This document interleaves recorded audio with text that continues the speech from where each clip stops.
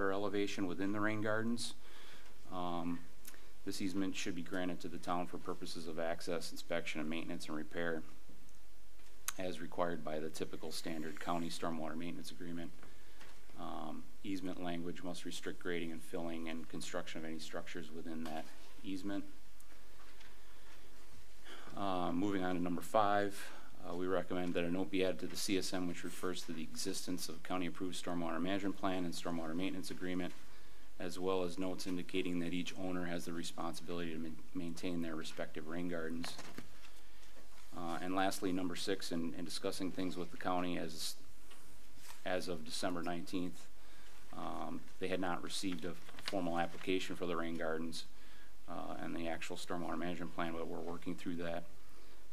And they offered these 5 conditions that they'll end up taking care of as part of that review. So I figured I'd add it to my staff report. And then from a recommendation, we would suggest, given the satisfying the above, the CSM be approved with the following 6 conditions, which were actually the same conditions that Sean put together when we reviewed and approved it last time. Thank you. Is the petitioner here this evening? Evening. Anything to add? Any questions for the petitioner and or the engineer?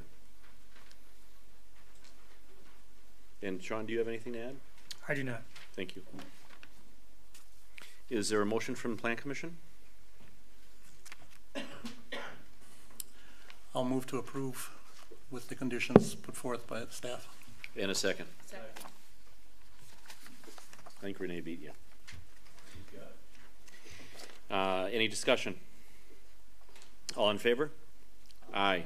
Opposed? Motion carries. And is there a motion from the town board? Move we accept the recommendation from the Planning Commission. And a second. I'll second. Any discussion? All in favor? Aye. Opposed? Motion carries. On to 7, continuation of the December 13th, 2018 joint public hearing will be held by the Town of Waukesha Plan Commission, Town Board, and staff representative of Waukesha County. We snuck in there. Good evening. Lights burned At Waukesha Town Hall, West 250, South 3567, Center Road, to consider the conditional use request CU 19 of David Bellman, 1407 East Sunset Drive, Waukesha, for a planned unit development to include single-family residential lots and single-family condominiums. The request is made pursuant to the Town of Waukesha zoning code and the Waukesha County Shoreland and Floodland Protection Ordinance. Subject property is described as part of the southeast and southwest quarter section 28T6NR 19E. Town of Waukesha. More specifically, the property is located at West 255, South 5434 Oakdale Drive. Tax key is WAKT 1408991 and WAKT 1408992. And I'd like to open a public hearing and take it away, Mr. Bellin. All right, thank you for allowing me to speak before you this evening. Sean, could I grab your clicker? You sure can.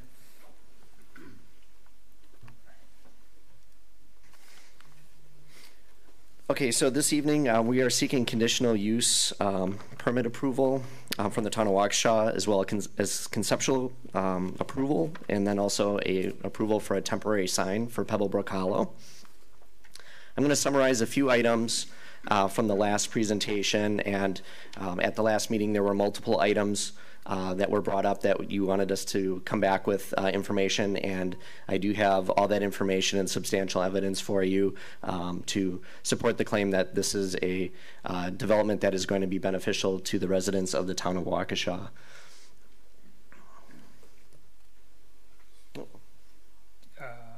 Try here.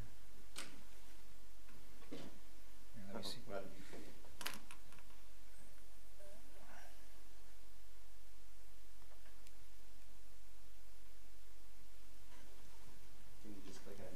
Sure, just tell me, yeah, I'll advance it for you. Thank you.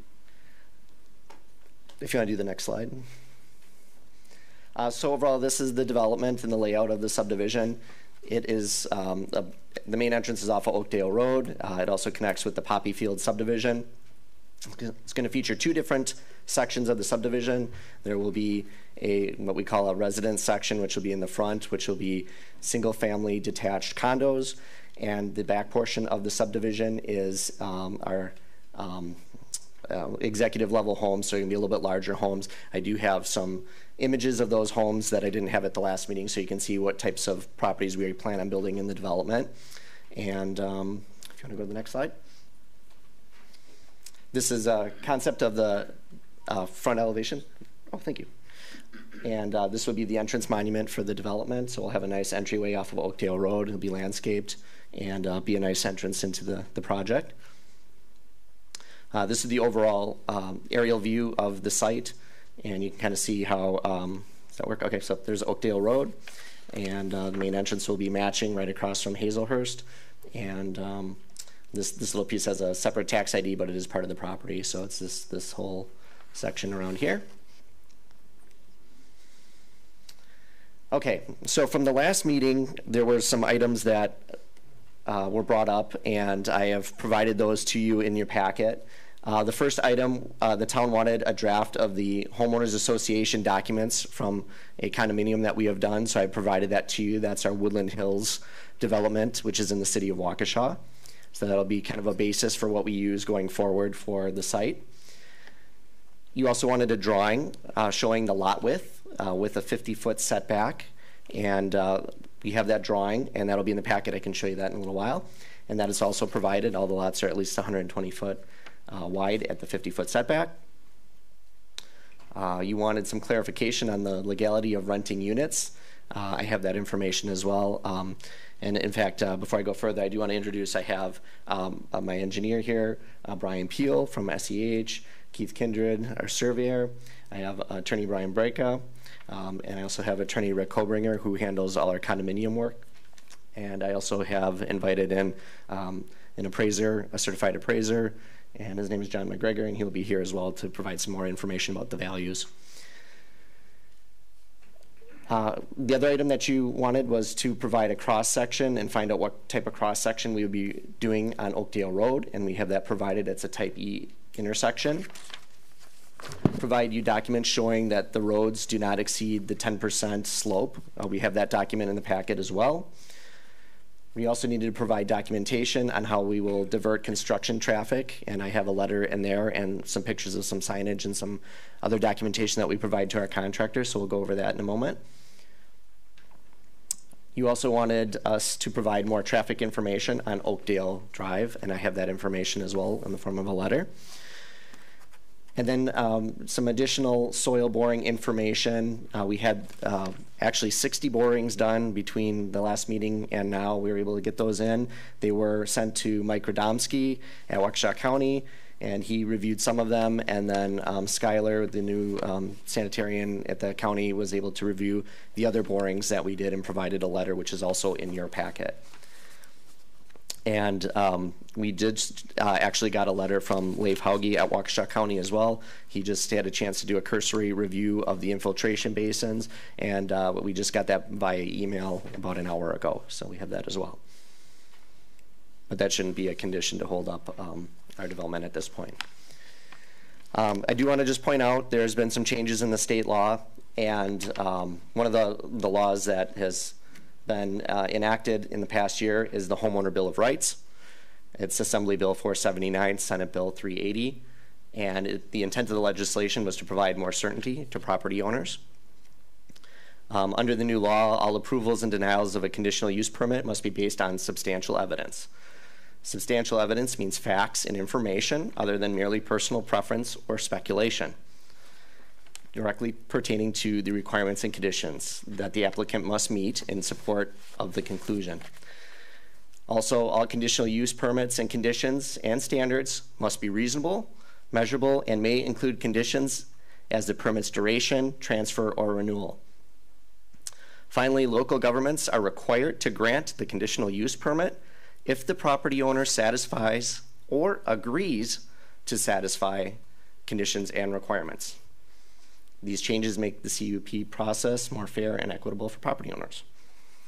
We are prepared to provide you all that substantial evidence this evening. Again, about the property, it's 88 acres. It features wetlands, rolling terrain, trees, and of course, Pebblebrook Creek. It's located off of Oakdale, just south of Lonsdale. We talked about the sections. Again, benefits to the town, obviously a lot of economic development benefits in the form of $25 to $30 million in new taxable revenue to the town.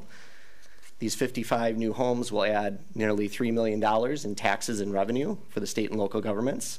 And 55 new homes, according to a study by the National Association of Home Builders, will create 244 new jobs. We talked a little bit about values. This is the same slide as before. I do have further information. I'm going to be bringing up a certified appraiser in a moment. These were assessed values that I had. My appraiser is going to actually provide some MLS data from the last 5 years. And with that, I would like to invite up John McGregor from Spring City Appraisals, and he can answer some of those questions for you. Good evening. As David mentioned, I'm John McGregor. I've been appraising since 1991 with my family real estate firm, Spring City Real Estate here in Waukesha. I'm licensed as both a certified residential appraiser and as a real estate broker in the state of Wisconsin. Since 1993, I've owned Bellman homes. Our first one was a spec home in the city of Waukesha that we lived in until 2004 when we built in the town of Waukesha with David Bellman. I'm assuming that you all got the paperwork from the, do I have to go through the numbers? Do you want to hear the numbers for the different communities? I'll explain why I did it, okay? When I looked at the MLS data, obviously there's not enough market data from a one-year inference to gain any kind of a statistical or historical analysis. So I went back 5 years in time for the entire town of Waukesha. I also went back 5 years in time for Hazelhurst and Poppyfield subdivisions because they're probably the most impacted, being in proximity to the new development, proposed development. And then I looked at the other Bellman developments in the town of Waukesha that are relatively recent, those being Cider Hills, Rolling Oaks 2, and Coyote Crossing. And my findings were that, and this is in looking over what David's proposed package prices would be, ranging from basically $480 up to $850, and then $550 plus or minus for the median. That those values not only will help the town of Waukesha, the overall values, as he just mentioned, but they're not going to negatively impact anything nearby, I don't believe. So, and in reference to the condominiums, since there aren't, the only development that I'm aware of that Bellman's ever been involved in is Woodland Hills in the city of Waukesha. I ran that back 5 years as well, and those are it's widely considered to be the most premier condominium development in Waukesha. And in the last 5 years, I believe there were 28, let me rephrase that. There were 28 condominium sales in the city of Waukesha over $400,000 in the last 5 years. 24 of those were Bellman's. So that tells you that they're definitely at the top. I can go, I don't know if you've seen the documentation that I typed up, I assume, correct? You've seen it? So Yes. Do I need to repeat it for the record for what the numbers were at all? Yeah, okay.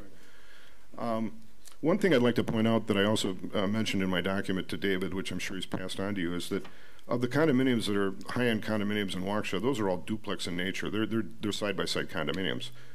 The proposed development here is going to have single-unit condominiums, which to a layperson just driving by, they're going to look like single-family homes. Plus, there's going to be enough of a variation in the front elevations with different models. That I've been led to believe there's 6 different floor plans, and with three elevations each. They're not going to look like a cookie-cutter condominium development like you're used to seeing in others, because they're going to look different. So, anybody driving by this subdivision, I'm thinking that they're going to think that they're just single-family homes. So, anything else I need to add? No. Okay. Thank you for your time.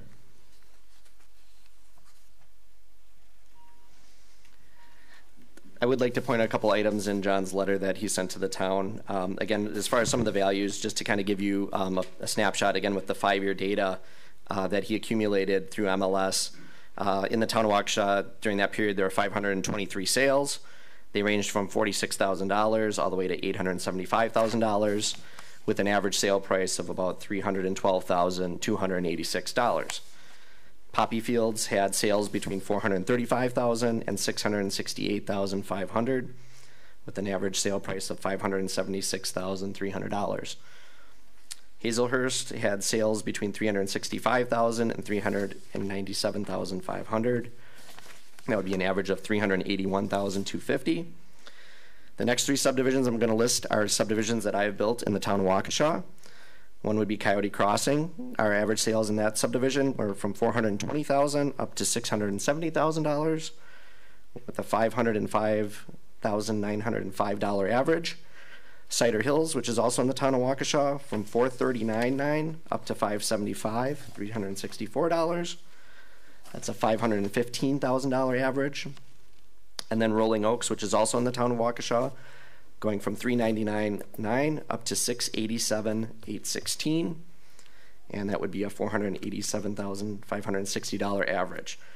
So one of the things that John mentioned as well in his letter was that we have a strong pattern of value in our developments, and typically from the sale price to the close price, we're at 98%. So we have a pretty strong track record of stable values within our development. And in John's letter, he mentioned it's clear from MLS data that Bellman developed subdivisions which feature strong overall pattern of values. The condominium units for Pebble Creek Hollow are extremely upscale nature, which is consistent with the single-family offerings by Bellman Homes. I also had put some data in the last meeting about what my anticipated values of not only the condominiums but the homes in the project would be, and John has concurred with the values and says that they are extremely realistic. As far as the other section of the subdivision, I did not bring this at the last time, but I think this is important for you guys to see this. These are some of the other homes that we will be building in the back section of the subdivision. These are typical homes that we would put in these type of subdivisions. This is our Augustine model. We just completed one of these. This is our Tuscany model. I actually have one of these in Cider Hill. I actually have two of these in Cider Hills. I have two of these in Rolling Oaks, and I have one of these in Coyote Crossing as well. It's one of our most popular models. As you can see, it's a very attractive elevation. It was actually a Parade of Homes model and won every single award in the parade. It's a very nice home. It's our Westminster model. It's a 3,100 square foot, two-story, very popular model as well. One of our ranches, this is our Sorrento model. It's about a 2,400 square foot ranch. The French country exterior, also very popular. One of our newer models, the Rockwood. This was one of the highest closings we've had in Rolling Oaks. This was the $687,000 closing that we had recently. Another model that we build quite a few of is our George Ross model. Another very popular model. This is also a Parade of Homes model. Another Augustine model that we have completed that was also a Parade of Homes model. And then this is a little bit more of a contemporary version of our Tuscany, which is also very popular. And then our Langley model, we actually have one of these in the town of Waukesha as well. We've had multiple. The last one I built, I was going to keep it as a model, and it sold so fast that unfortunately it didn't last very long. So it's about a 2,400 square foot Craftsman two-story. So these are some of the types of homes that we will also be putting in the subdivision in addition to the ones that we submitted earlier. Okay. So one of the main issues that people brought up at the last meeting was traffic. So we gathered quite a bit more data on traffic. This is pertaining to Oakdale Road. This is by Jason Mayer of Waukesha County DPW. He said crash rates and severity are consistent with other similar highways. The speed limits are not reduced according to traffic volumes. So even if there's more traffic, they leave the speed limit alone. XX, Oakdale, and Highway I had 18 collisions in the past year, and most of the citations were for failure to yield or inattentive driving. They did make improvements to the stop signs to make them more obvious in the past year. He also mentioned that the average speeds are 44 to 49 miles per hour. It's a 45 mile an hour posted. Speed limits are not reduced, like I mentioned. He also mentioned in his letter that there are no drainage issues that he's aware of in the vicinity of the development by the road. He also provided traffic counts. And Oakdale, on that road, heading north, there are 5,174 vehicles per day. That is down 1.26% from the last study, which was 5 years ago. So there is actually less traffic on the road. He said in order to expand Oakdale Road, they would need to see 18,000 vehicles a day. We're not going to be adding nearly that amount. And he also said that a traffic study is not required unless there are over 100 units in a residential development. We are nowhere near that. The next item that was brought up was construction, traffic, and access. We are planning on putting in 2 orange no construction traffic signs at the entrances to Poppy Fields. So one will be at Sage at the entrance. So if I can point over here, we have one at Sage that we'll be putting in over here, and then we have one here on Primrose. Is it Primrose or? Primrose. Yep, Primrose Lane. Thank you. We are also providing language within our proposals to our contractors that's submitted in the document. And basically it says no construction traffic through Sage Road, as well as Primrose Lane. The only way they could use that as access is if Oakdale or the entrance to the subdivision was blocked and there was emergency and they needed to, use the other subdivision to get out for safety. We also have a document that we provide on our job sites to all our contractors about our rules and regulations for the job site. We also are requiring that they also take care of any dust or dirt or debris after they work to minimize that for the residents. These were the counts as I had mentioned earlier. I was also asked to provide a detail on the intersection. This would be the type of intersection that the DOT required. It's a type E intersection, and that also has your turn lane that you had asked for, and that's what we're going to be providing. Again, I'm going to remind you that as far as the density of the property, we are not using the max allowable density. We are allowed 77.9 units. We have 55, so we're 30% less than allowable. This was not specifically made a condition, but it was mentioned, so I think it's important that we bring this up as well. Some of the neighbors mentioned, well, you're going to bring a lot of traffic to Glendale Road. So I did some calculations. I'll show you those in a moment. We also just got something from a traffic engineer that they looked at. And per the traffic engineer, he said the road does not carry high loads, and it won't change significantly with the development. The lowest traffic count for this road capacity was 2,700 trips per day.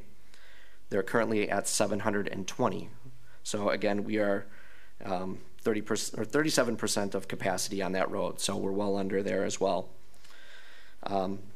Residents had mentioned people shortcutting through the subdivision, which is right here. I understand on this it's probably hard for you guys to see, but going through Glendale Road, and then coming out to 164 to go to I-43. So I did some calculations. And as it turns out, if you take, let's go this way, so from the center point of this subdivision here, where many of the homes are, out to Oakdale, up to Lonsdale, over to 164, down to I-43. Per the county map, we are looking at, sorry, I gotta get my figures here. It was 31,836 feet. It features 3 stops, 1 traffic light, and the pattern of traffic that you're going to go through is you're going to go 25 miles an hour out of the subdivision to the one street, 25 miles again to Oakdale, which is 45. Then you're going to go 45 on Lonsdale, and then 55 miles an hour on 164. So a fairly straightforward path, up, over, down. Now, if you go through Poppy Fields out to Glendale Road, that is going to feature 6 turns, 3 stops, 1 yield sign, 2 sharp turns with signs that indicate that you can only go 20 miles per hour. The speeds traveled on that road would be 25 miles an hour, 25 miles an hour, and then 20 miles an hour around the curve, back to 25, back down to 20 again, up to 35, then up to 55 onto 164. So it's a much more inconvenient turning route. It is shorter by a small margin. It is, I think it was around 28,000. 25,379 feet. So it is from a distance standpoint shorter, although it is a much more inconvenient route. As we mentioned, this is going to be a land conservation development. We're using the new approved town PUD format. 44% of the site is within the road right-of-way, and 56% of the land will remain undeveloped and natural. So we are keeping a lot of this site as is and preserving the natural features of the land, which I think is a benefit to everyone. We're also improving the access on the site. This is our subdivision here again. This parcel here, because of wetland issues, is landlocked right now. So if that unit owner wanted to develop it, there's really no good way for them to get at that property. By us putting in our road here, our stub, you can see it over here, we are now giving them full access to that property. And then also adding value to the town by having potential for more residences in the future. We're also adding 2 more access points to Poppy Fields, which gives more space and ability for police and fire vehicles, if they do have an issue, to come in on a different route. We are protecting the environmental corridor, and a lot of the changes that we've made have been made over the past few months with the recommendations of the town staff and the county staff to improve the project. And those changes that we have made have also improved the stormwater space and made that much more viable on the site. And it also helps our driveways conform to the town pitch requirements for the driveways. A question was brought up at the last meeting about wells. We had Mike Radomski from Environmental Health review the wells. He said the average wells in the town in this area are 150 foot in depth. They encounter limestone at 50 feet. They consistently produce between 15 and 50 gallons per minute, which is more than adequate for a residential home.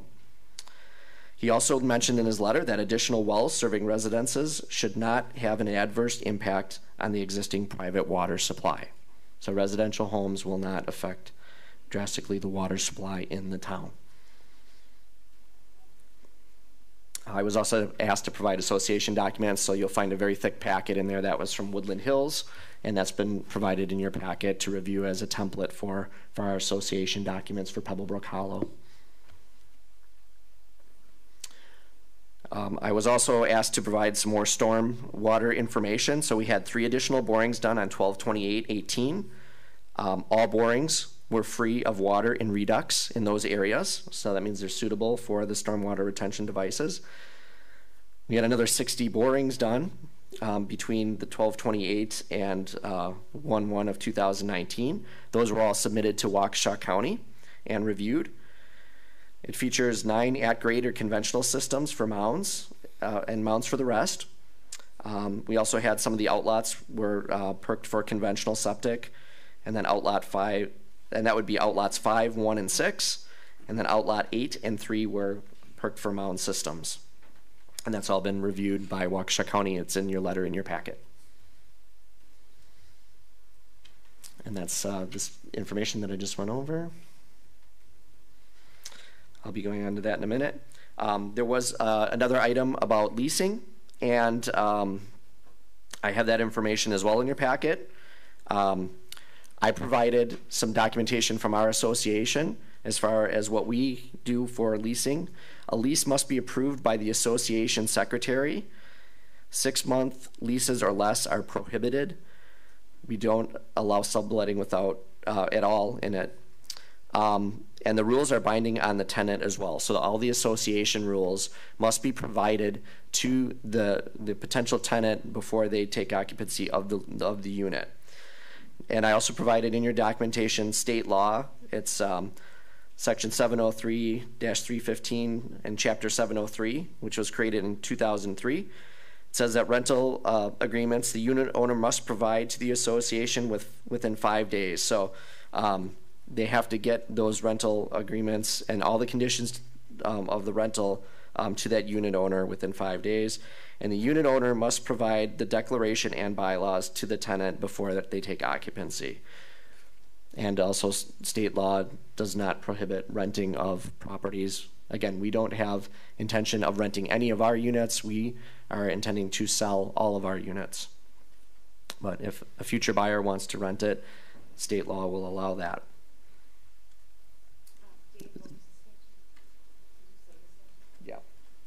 It's WSA 703-315, Chapter 703, and that's in the packet. Okay, sorry, I hit the wrong slide. There was also concern about fire. It was mentioned at the last meeting because some of the condominium units are going to have 20-foot side setbacks, that might be an issue. So we talked to the fire chief. There is a letter in your packet. It allows 20-foot separations between buildings. He said that is normal throughout the area. The town has also approved these offsets in other developments, and it has not been an issue. They use portable tanks to serve those areas, and that's consistent as well with the rest of the town properties. As I mentioned as well, I don't have it on the slide, but there is a documentation in your packet showing the 50-foot setback on the lots, and that we have a minimum 120-foot width, and that will also accommodate the septic systems. Per the town ordinance, section D of the town ordinance, it's 120-foot width minimum, which we have in that section, 150-foot depth, and the minimum width in that section is 80 foot, which we exceed. And then the road pitch, there is documents in your packet as well that show that none of the roads exceed a 10% slope. A little hard to read, it's shrunken down, but it is in the packet, and I have all that highlighted. So none of the slopes on the road exceed the 10% requirement, and we provided the intersection detail.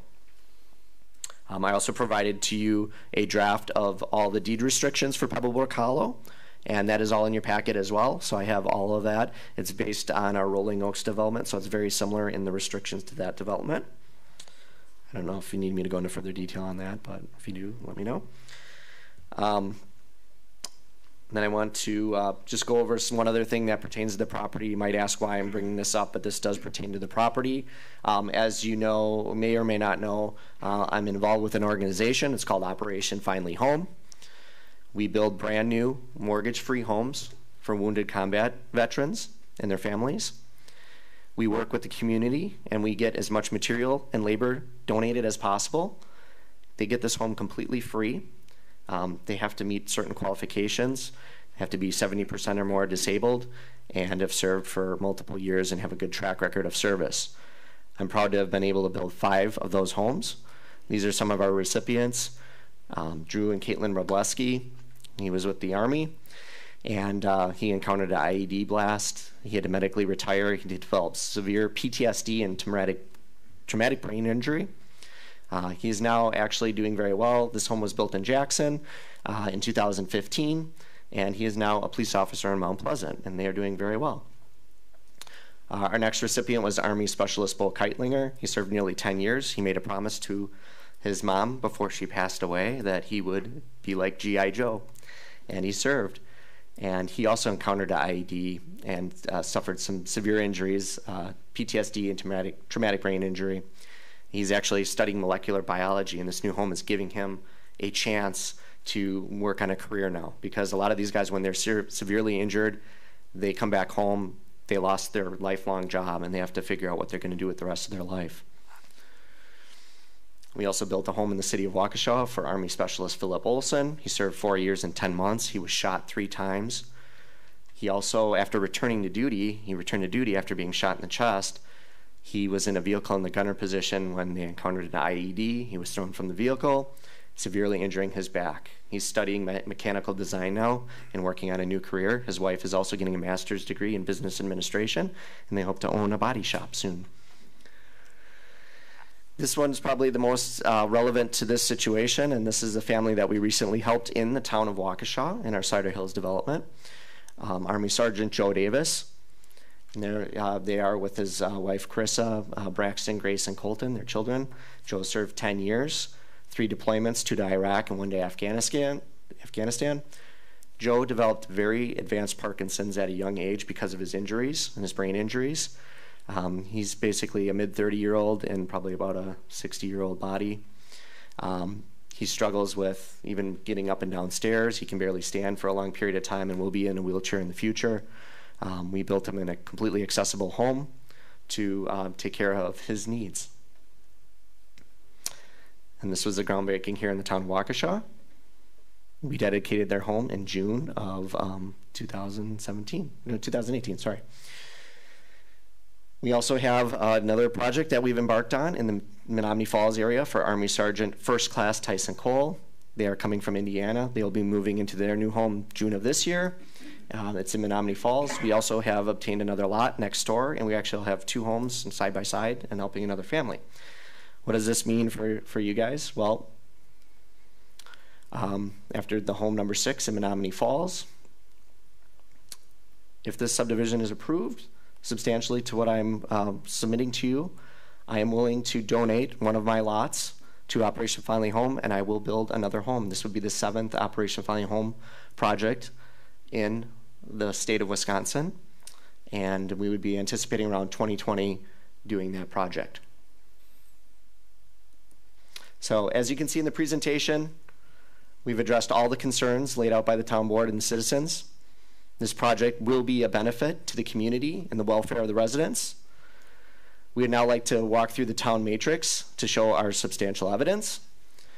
After we completed the review and the town has heard any further citizen comments, with the town's permission, we'd like to make any final comments and clarifications based on those comments. And then we would ask for the town to vote to approve the conditional use for Pebblebrook Hollow, approve the conceptual plan, and also approve the temporary sign permit that we asked for. We also asked the marketing sign rather for Pebblebrook Hollow. So with that, I'm going to invite up Attorney Brian Brecka to go over the matrix with you. Good evening. I'll, in an effort to hopefully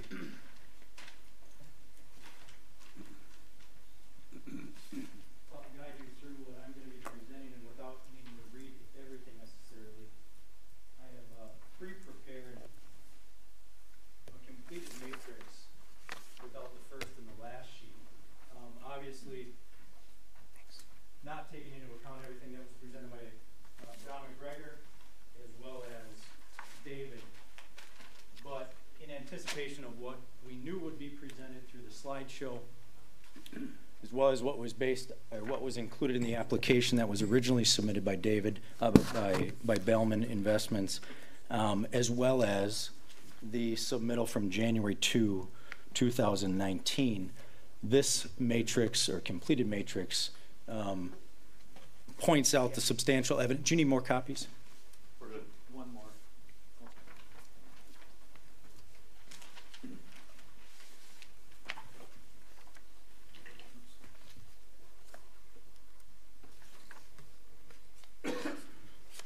So this highlights and specifies the substantial evidence that has been provided by Bellman in connection with this application.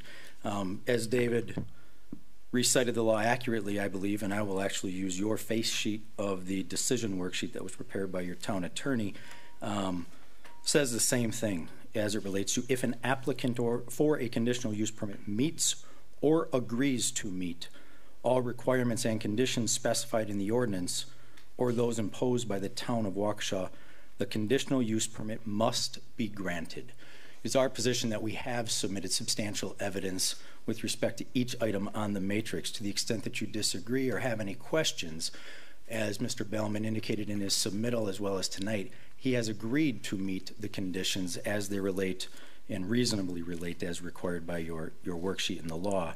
And therefore we submit that based on the presentation and the information facts that have been submitted, the conditional use permit should be approved. I will go through this. I will not reread necessarily everything, but so that the public can hear and see the substantial evidence, I do want to be thorough. So the substantial evidence, the first items we work through, according to the worksheet, is looking at the specifically applicable section here, which is 13-2-9 I-23, which allows for residential plan unit development such as this. Number one is have all sanitary provisions, or that all sanitary provisions are approved by the county health department. The substantial evidence that's been submitted in this case is, first of all, that Bellman agrees to meet all sanitary provisions as will be required to be approved. And additionally, in the form of the January 4, 2019 letter from Skylar Boehm that I believe was in your packet, and if not, was provided to the town planner and then circulated to the board before this evening's meeting, that substantial evidence has been provided to meet A1. A2 is, I would say, kind of the global catch-all along with the spirit and intent of the ordinance, which we'll get to later.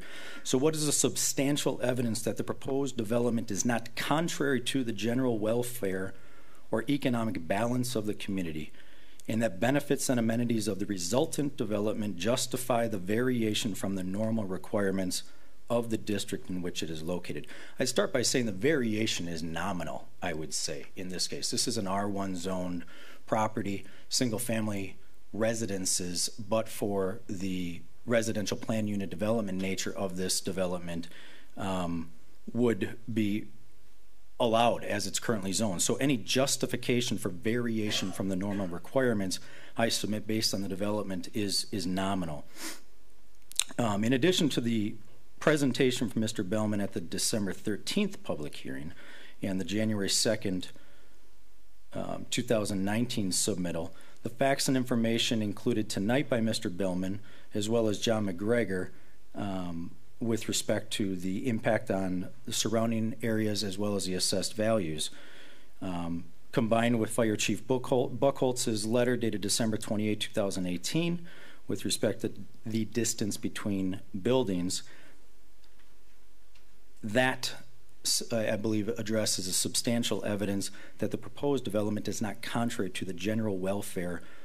As it relates to economic balance, Mr. Bellman presented the slide showing $25 to $30 million in new tax revenue, $3 million in taxes, I believe he said, in property tax revenue. I could go back to the slide if we need to for the exact numbers, and 244 new jobs as a result of this development. And so that is the substantial evidence. This is not contrary to the economic balance of the community, and further, it's substantial evidence that benefits of this resultant development. Traffic, as Mr. Bellman pointed out, and we heard last meeting, was a primary concern in a speculative manner, and any speculation should have been removed or concerned based on not just estimates, but additional information, traffic study information received from Waukesha County. In your packet that you received and the substantial evidence that supports this point are the emails from Bruce Barnes dated December 18, 2018, Steve Brash dated December 18, 2018, and Jason Mayer from the county dated December 14, 2018. Those were summarized in the slideshow as well as it relates to the numbers, the traffic load, and trip counts. The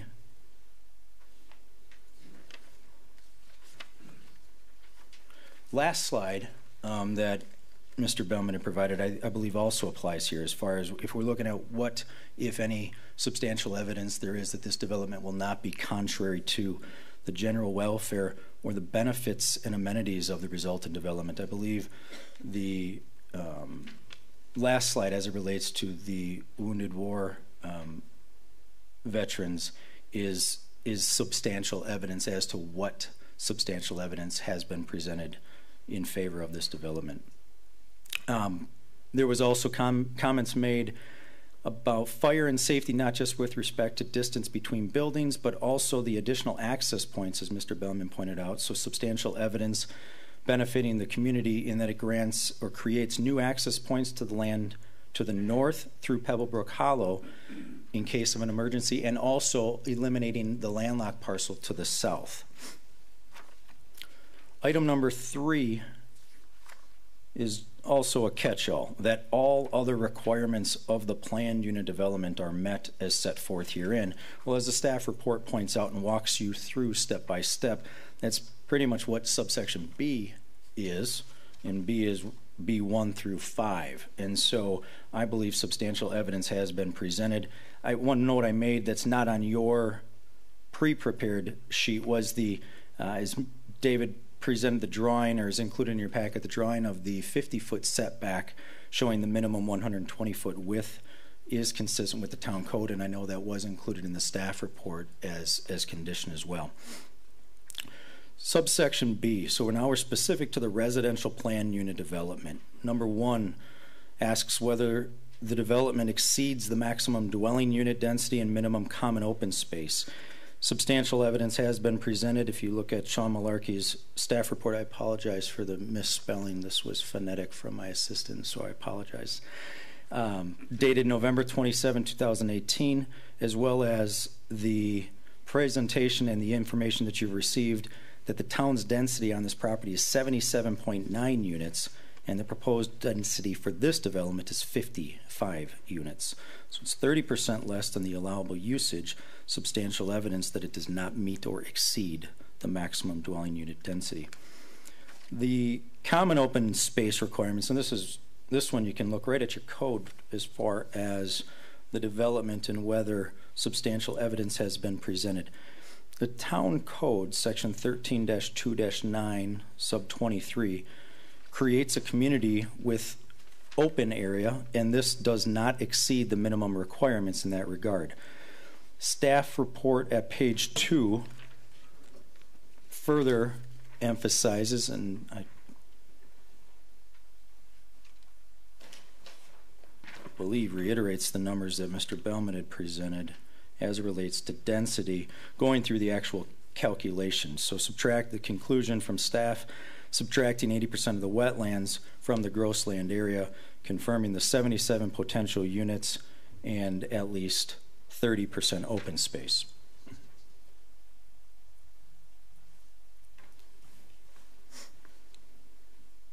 Subsection B2 of your matrix or your worksheet is requires the clear delineation within in the development as an outlot and easement, and it shall not include open space within a developable lot.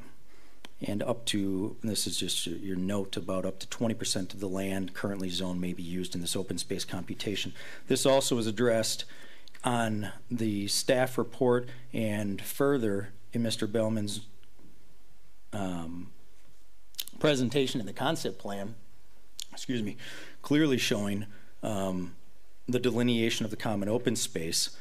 As the substantial evidence, if you want to rely on the numbers, the staff report acknowledges the concept shows 56.5% common open space, and then after taking into account only 20% of the wetland, counting 39.1% is provided, and that's consistent with the PUD requirements. The third element on this section of your worksheet that you're asked to answer yes or no to, and I submit again yes. What are the adequate guarantees that are provided for permanent retention of common open space resulting from regulations either by private reservation or public dedication? The evidence, the substantial evidence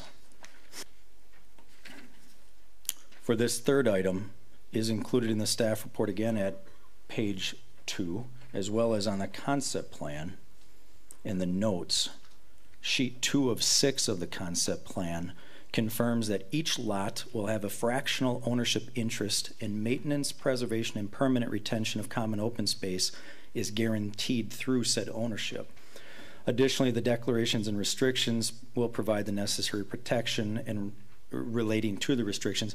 Attorney Rick Koberger from our office can answer any questions you may have as it relates to specifically the condominium, the declarations that were included in your packet, as well as the draft homeowners association documents that were also submitted as an example of another development by Bellman. Related to that and leading into item 4 is the perpetual care and maintenance of the open space area and the operational plan be submitted. I believe that was addressed in the substantial evidence in response to the questions from the board and the public as to what this condominium, the specific condominium form of ownership would result in, as well as the development as a whole. And that is why you have the thick part of your packet from the January 2nd submittal, which includes the proposed or the draft of the declarations for the condominium. So those documents will provide for maintenance of such areas. Again, the substantial evidence is also in the form of the concept plan with the notes on sheet 2 of 6, clarifying the requirement of the perpetual care and maintenance of the open space areas, and Bellman has committed to agree to any such condition. The same sheet, 2 of 6, also addresses the undivided fractional ownership interest in outlets 2, 5, 7, 9, and 10. It also addresses the drainage easement and the maintenance of any such easement. There's a proposed nature trail, and at least from my notes from the last meeting, Amy Barrows, I believe, mentioned any stormwater management plans is something that's continued to be addressed through the development process, and Bellman agrees and acknowledges that would be a condition of the conditional use permit. Subsection 5, ownership and tax liability of the open space. What's the substantial evidence? I can basically say see above, or I just said that, but I will say it's really the same reasons, excuse me, as was presented on the last 2 items, looking at the concept plan, the requirements, the declarations, the homeowners association documents. So up to this point, I believe substantial evidence has been provided for each of them. We now get into the general conditional use criteria. And number 1, it will not violate the spirit or intent of the ordinance. And this is not only based on what's been submitted by Mr. Bellman, but also we believe the proposed development addresses every element of the town's residential plan unit development ordinance. Again, if you believe we've overlooked anything, it can be imposed as a condition with requirement that the permit be approved with that agreement. Specific to the language in the ordinance, though, what we have here is the residential plan unit development is permitted as a conditional use by ordinance in the R1 district, and that's section 13-3-7 sub 2 of the town code. And then 13.2.9 addresses conditional uses, and subsection 23 gets us to residential plan unit development. And this is right out of the code, subsection 23. So again, we're looking at, will this violate the spirit or intent of the ordinance? Your ordinance says, due to the increased urbanization and the associated greater demands for open space, it is herein provided that there be flexibility in the regulations governing the development of land. This provision is intended to encourage planned unit development in directions that recognize both the changes in design and technology in the building industry and the new demands in the housing market. It is intended that these provisions create communities with open area. So I believe everything that's been submitted by Bellman is substantial evidence that from the initial application through the time I started speaking, whether in the form of a slideshow, traffic studies, that the spirit and intent of the ordinance will not be violated. And I submit this development is exactly what the residential plan unit development ordinance contemplates. Will this development be contrary to the public health, safety, or general welfare?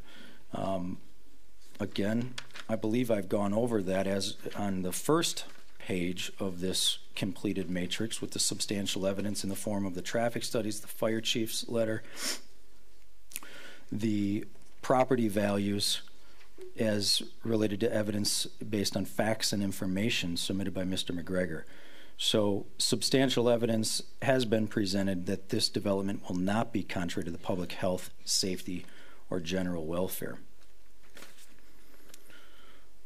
Item 3, although some of these may not be specific, I realize this is a general worksheet. My interpretation based on the questions that were raised and the additional information you asked us to come back with after the December 13th meeting was, will this be hazardous, harmful, noxious, offensive, or a nuisance by reason of noise, dust, smoke, odor, or other similar factor? Or will it cause a substantial adverse effect on the property values and general desirability of the neighborhood? I'll work backwards, again relying on Mr. McGregor's presentation, the information and facts that are included in the packet in Mr. McGregor's letter that was included in the January 2nd, 2019 submittal, is that this development will not negatively affect the property values or general desirability of the neighborhood. And in fact, I submit that once you combine the visual that you have of the construction quality and the general desirability, evidence has been submitted, combined with your knowledge, hopefully what you know of the Bellman homes in the town or in Waukesha County, that would not detract from the general desirability of the neighborhood. Traffic, so now I'm working backwards. Traffic was a concern, and whether that is the concern for harmful, noxious, offensive, or nuisance, well, the actual construction of a single-family home is going to be the same whether it's this development or another one. So I believe the focus, at least as it relates to the questions from the last meeting, were with respect to construction traffic. And as Mr. Bellman pointed out and is included in your packet, he has submitted substantial evidence that he will require the contractors to comply with the rules and that he will post signage and other requirements for the construction traffic at Sage and Primrose. Number 4, conforming to the building location, height, and area regulations in the district, and the approving body may require compliance with such other conditions. The substantial evidence on this is the in the form of the concept plan as it relates to the building location, height, and area regulations. Additionally, you have the drawing that was included in the January 2, 2019 packet with respect to the setbacks, lot width, at the 50-foot setback. Additional, in the declarations of covenants and conditions that are included in your packet of Pebblebrook Hollow, specifically section 5.02 and 5.03, located at page 5 of the declaration and restriction. That document addresses construction methods and building setbacks, and attached to the declarations, which again are included in your packet and constitute substantial evidence, is a summary of those restrictions reciting the town requirements.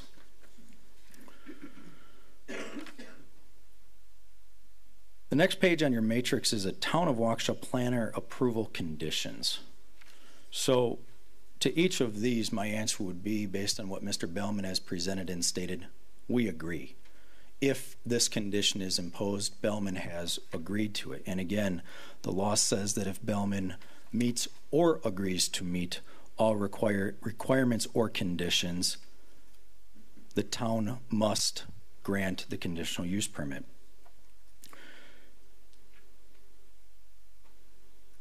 If there are any conditions that either as a result of comments from the public today or questions you have after Mr. Bellman's presentation or anything else you've seen tonight, certainly request that those be raised, of course, so that we can specifically address them.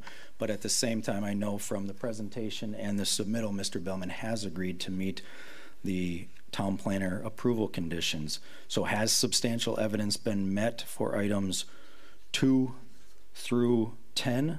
The answer is yes. A few I'd like to specify because they were pointed out in staff report, I believe, summary of this section, was item number 3. Petitioner shall provide evidence that there is sufficient room to accommodate residences, setbacks, offsets, and on-site sewage disposal systems on lots 1 and 19 with respect to the existing gas main easement. And as Mr. Bellman pointed out, he has submitted soil tests completed by Waukesha County Sanitarian for lots 1 and 19, and has further submitted a drawing indicating the at minimum of 120-foot width at the 50-foot setback. The building pads on both lots 1 and 19, will accommodate a 60-foot wide by 60-foot deep home without encroaching on the gas easement.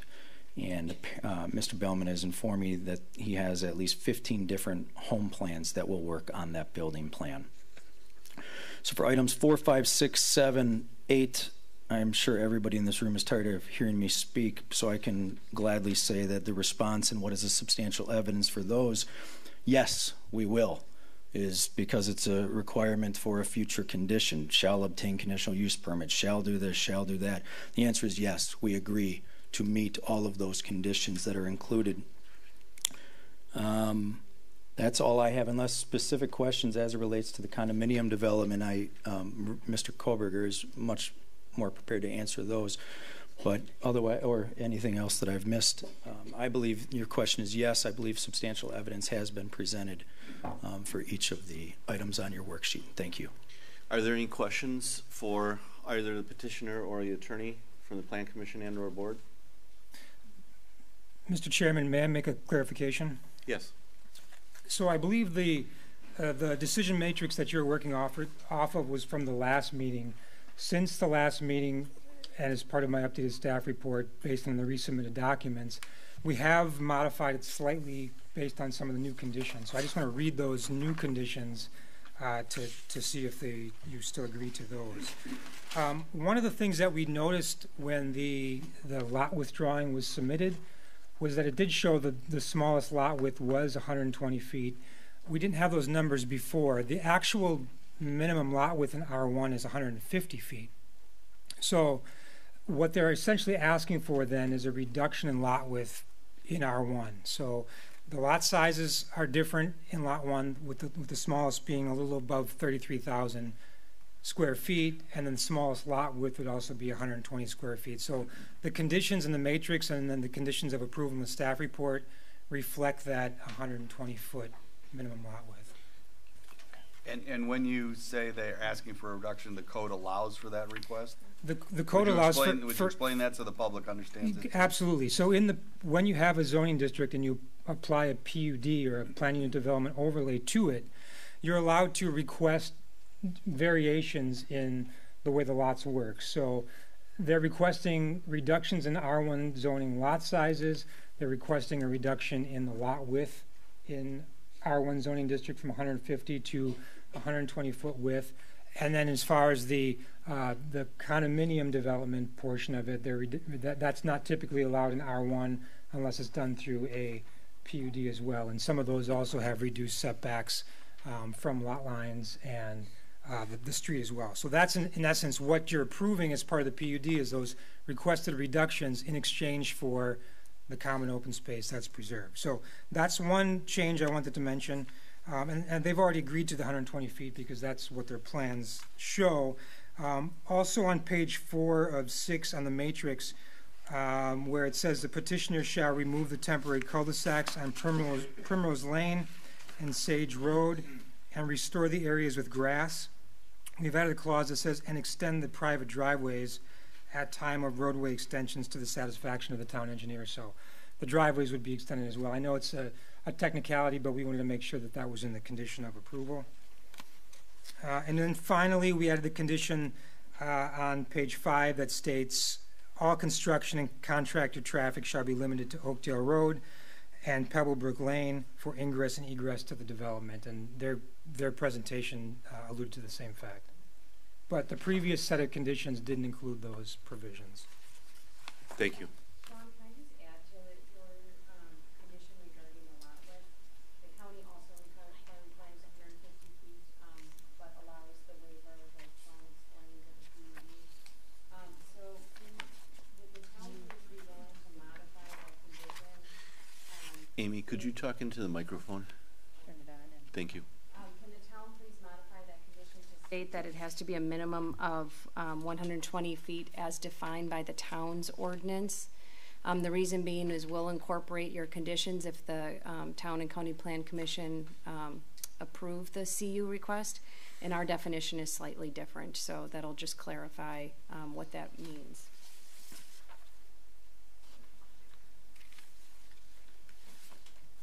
Sean, you'll make that change? I have it, yes. At this time, we should have council come up, or Mr. Bellman, just to say that he understands those modifications and they're acceptable to him for the record. I'm aware of all 4 of the modifications, and I agree to all of them. Thank you. Thank you. Questions for the petitioner? Yes. Lights off here. Is that on now? Yes, it is. I have a couple of questions either for Mr. Bellman or Mr. McGregor or your counsel there, and maybe even staff can jump in on some of these, but you discussed and presented, and I know there's been a lot of concern expressed about impact of the development on neighboring property values and whether that would have an adverse effect on property values. Maybe you could, in a minute, just even reiterate. I know, Mr. Bellman, when you were going through it, some of your models there were indicating, I wrote down some of them 2,400 to 3,100 square feet or whatnot. Can you give us just the boundaries again a little bit on the top and bottom, if you will, of the dwelling units that you'd be proposing to build? I know you've been through that before, but if you could do it one more time, please. Now, just again to clarify, there are two different sets of restrictions on the development, because we have the residences section, and then we have the estate section, which would be in the back. So the residence section is in this area here, and the estate section is over here. I'll go back to some of the homes. Okay, so, oops, there we go. So in the estate section, which would be on the eastern side there, we are going to have larger estate type homes. This Augustine model, for example, is around 2,811 square feet. It's much larger on the first floor than the second floor. It's a first floor master bedroom home. I don't recall the first floor square footage, but I believe it's over 1,500, so it's a pretty good size home. The Tuscany model is, that one's actually about 3,126 square feet. Again, first floor master bedroom, probably about 1,540 square feet, I believe, on the main floor. We actually just built another one of these in the town, which is over 4,000 square feet. So Westminster model is around, I believe it's 3,127 square feet. First floor master again. This ranch model is, this Sorrento model, it's 2,412 square feet. It's a 4-bedroom ranch, so pretty good size house. The Rockwood is, I believe, about 2,800 square feet, give or take a few square feet. This one would have all the bedrooms upstairs. The George Ross model varies from 2,500 to 2,800 square feet, depending on the version that we build. It has a bedroom on the first floor, all the other bedrooms up, a 4-bedroom home. These are all going to be 3-car garages in this section, and we're going to require that there's side entry unless it doesn't quite fit on the lot. We will allow a front entry 3-car with a decorative type garage door, or a courtyard entry, which we see a lot of times on ranch homes. And we also have, those are similar homes. Our Langley model is around 2,400 square feet, and again comes with a 3-car garage, kind of an open concept plan. So that's that section. And then in the back, I do have all the renderings for the residence homes, and they will vary. We have 6 different plans and 3 different fronts for each of them. And the smallest ranch home would be, I believe, around 1,900 square feet currently. And the other one, the larger one, is 2,132 square feet, I believe. The 2 stories are all over 2,400 square feet. We have two traditional 2 stories with all the bedrooms up, and then we have 2 first floor master bedroom 2 stories as well. So they're going to typically have 1,100 square feet minimum down, if not more. And a lot of times the upstairs is slightly larger than the first floor, just to have efficient construction, so we build over the garage areas on those homes.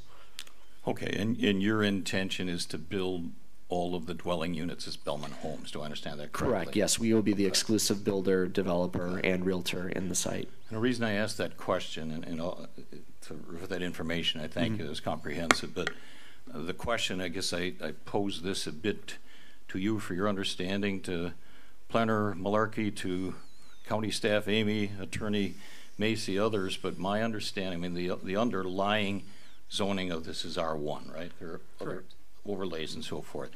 Correct me if I'm wrong, but back in 2017, the town board of the town of Waukesha here revised our zoning code. We've got 5 or 6 different lot sizes, all the way from over 3 acres, 1 to 3, an acre, 30,000 square feet, 20,000 square feet, and so forth. We revised the code. I was opposed to doing it, but the majority of the board was in favor of it, to let people go down to build as little as a 1,200 square foot home.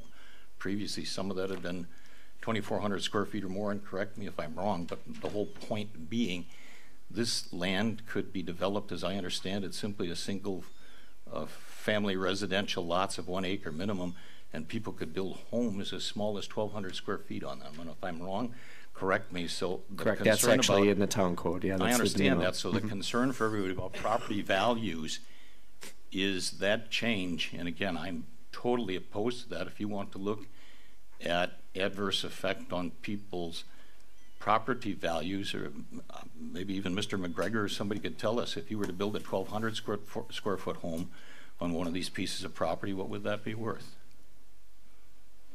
I mean, just give me a range. You want to take It wouldn't be worth what this subdivision's projected. What's that? It wouldn't be worth what this subdivision's projected to be at. I understand that. Clearly.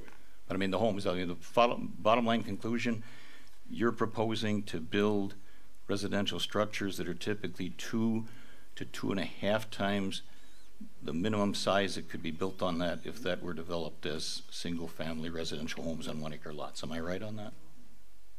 That's correct. Sean? I would also just add on that point, they submitted their covenants, or a draft of the covenants to go along with this, I think from as a model from a different development, and within there are minimums for the condominium units as well as the single family units that coincide to what was just mentioned. And Mr. Bellman, do you foresee these same minimums? This is a draft. That actually is the document for Pebblebrook Hollow, so those will be the requirements and the minimums for that development. And as I mentioned, we do have 2 different sets of restrictions for the 2 different sections of the development. Again, the residences section is going to be 1,900 square feet minimum for a ranch, 2,200 for a 2-story, with dimensional shingles, 25% stone, and natural type of building materials, with 1,050 square foot as a minimum on the first floor. The estate section is going to be 2,000 square foot minimum for a ranch, 2,400 square foot minimum for a 2-story, 30% stone, natural materials, A12 roof pitch, 3-car garage required, preferably side entry, although we will allow, with certain aesthetic improvements, a front entry 3-car. Thank you. Any other questions for the petitioner? Just one other real quick comment, and I think we covered it. It's good enough for me, but I know we talked a little bit about the last meeting. At the top of page 8 in your response, I guess, to if you will, to the matrix, there's that comment about the need to construct Pebblebrook Court, which is a private road rather than a publicly dedicated street, I believe, to town road standards, and I believe, and maybe even Engineer Janelli can help us out, I think that refers to the cross section of the typical road. Am I not correct? In other words, the type, the nature of the pavement, the slopes, the thickness, that type of thing. It's not about intersections or that type of thing. And again, I think, I mean, as long as there's an understanding, recognition, a consent to agree to do that, that's good enough for me personally, but I want to just make sure we're talking the same thing. Can you help out just a bit with that, and maybe that's in the submission or whatever, but I didn't clearly understand that. Yeah, so I guess if I'm seeing this correctly, that this is in the submittal, and that's okay. That's our town typical cross section for the road. So, thank you. Other questions for the petitioner? I do. Could you clarify, because I'm afraid it might come up, and one of our jobs is to try to make sure, and your job, of course, is to address the concerns. You mentioned that you had, you mentioned that you had the county's requirement for what kind of E intersection, I believe you said, E or F? Section, E section. Could you explain whether they're going to be some bypass lanes, decel, uscel, what? Every intersection has different requirements, and I think it might be helpful for the citizens if you could touch on what that would be. I didn't mean to stump you. If that's going to be a problem, we can come back to it. But yeah, I have the document here. I'll have my engineer answer that question for you. It came up last time, and that's why you put it in the packet, but we haven't touched on it explicitly so the residents can see what it's going to be. Yeah, with an E, Brian Peel with SEH, the engineering. The required is a type E type intersection.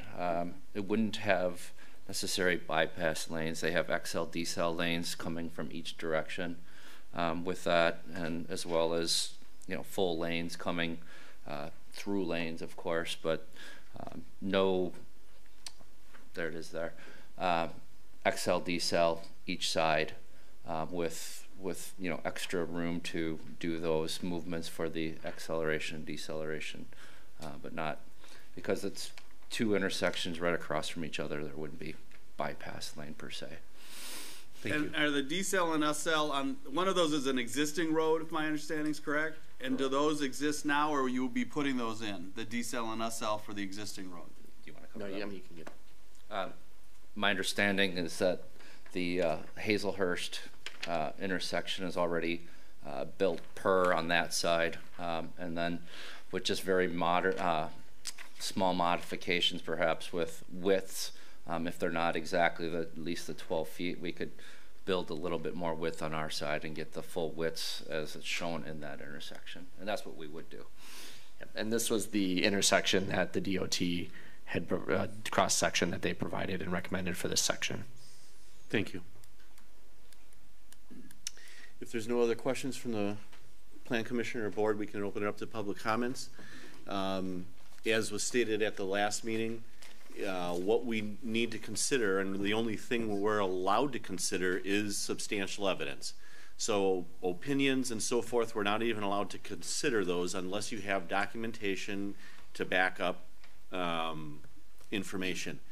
So at that point, we can open up to public comments.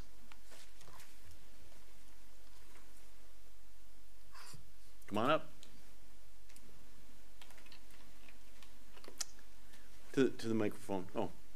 I guess I'd like to submit documentation to Attorney Macy and then a copy to the clerk in case anybody else wants copies. Thank you. My name is Steve Edlund. I live at 426 Prospect Avenue in the city of Waukesha. I felt compelled to be here to bring this to the attention of the Commission. It's a law that was passed in 2017 after the city of Waukesha lobbied our legislators in Madison after the 2016 passage of the Great Lakes Compact, the approval of Waukesha to get Lake Michigan water. SewerPAC had drawn a map that included the town of Waukesha, as we all know. However, the Great Lakes Compact Council reduced the supply area for water to essentially just a city, with the exception of some small pockets that were already existing. As soon as that passed, the city of Waukesha went to Madison and lobbied for this law, which received zero fanfare. It was very low key. It was wordsmithed and crafted very carefully. And what it essentially did, if you go down to section 4, if you're following along, this bill allowed the city of Waukesha to essentially be the only city in the state of Wisconsin that does not require both the water supply and sewer supply into a community. It allowed the city of Waukesha to have the water service area for just a city that was drawn by the governors, but it allowed SewerPAC's map for sewer to stand, which included the town of Waukesha. My concern here is for the town of Waukesha residents. The city of Waukesha's project, when it was proposed, was started out at actually 78 million, grew to 164 million. It grew substantially higher than that. It's now up to 286 million. The sewer portion of it is $177 million. That's just construction costs. I would make sure that any PUD is conditional to the approval of septic, because if sewer is run into this town, I have a funny suspicion the reason for this bill was to get more customers on sewer, because the city of Waukesha is going to be dead if we get Lake Michigan water. I've seen the projections for the costs. It is stunning. It is beyond stunning. What my concern for you is, what was commonly known back in the day is a lawsuit that was between Menominee Falls and MMSD, where it was called Sewer Wars. Menominee Falls lost. Property valuation was thrown into the costs of sewer for the people in Menominee Falls. You may be the next victim of a lawsuit like that.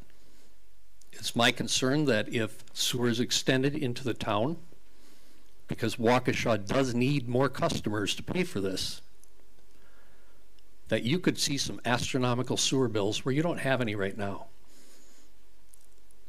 You know, I can't speculate on what's going to happen with Lake Michigan water in the future, but again, you have the right to conditionally approve every PUD subject to DNR approval of septic and mound. Thank you.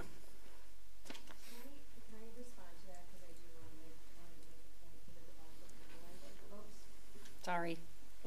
If you don't mind, I'd like to respond to that Please. because I need to ask a question or make a comment regarding the developer's comments. The property is being served by private sewage systems and private wells. And the Waukesha County Environmental Health Division has reviewed the request based on many soil tests. A letter was written, one regarding groundwater on December 21st, and then another letter related to the wells. Where is that? Dave, do you have the date of that? Oh, January 4th, 2019. And I do just want to clarify that although there's suitable soils on all of the private lots on the east side of the property, the condominium development on outlot, outlot 4, the existing designated septic site does need to be relocated to the west due to suitable soils. And we do want to make sure that the land where they would have to relocate it is suitable and that steep slopes and wooded areas are not impacted. So the county does need to continue that review. And then we also need complete soil tests for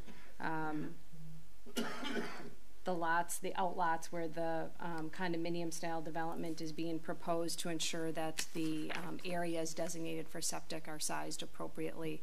But again, the developer has agreed to comply with the environmental health code, and not only does he have to agree to it, it's a requirement of the county ordinances, so it will have to be met in order for the development to move forward. If I might ask, does the DNR have to approve? The DNR does not approve the private sewage system request. That's a responsibility of the county per Wisconsin Administrative Code. And then there is another well code that is also administered through the Wisconsin Administration Code. And only licensed plumbers have to comply with code and submit. Correct. This bill didn't have anything to do with water, though.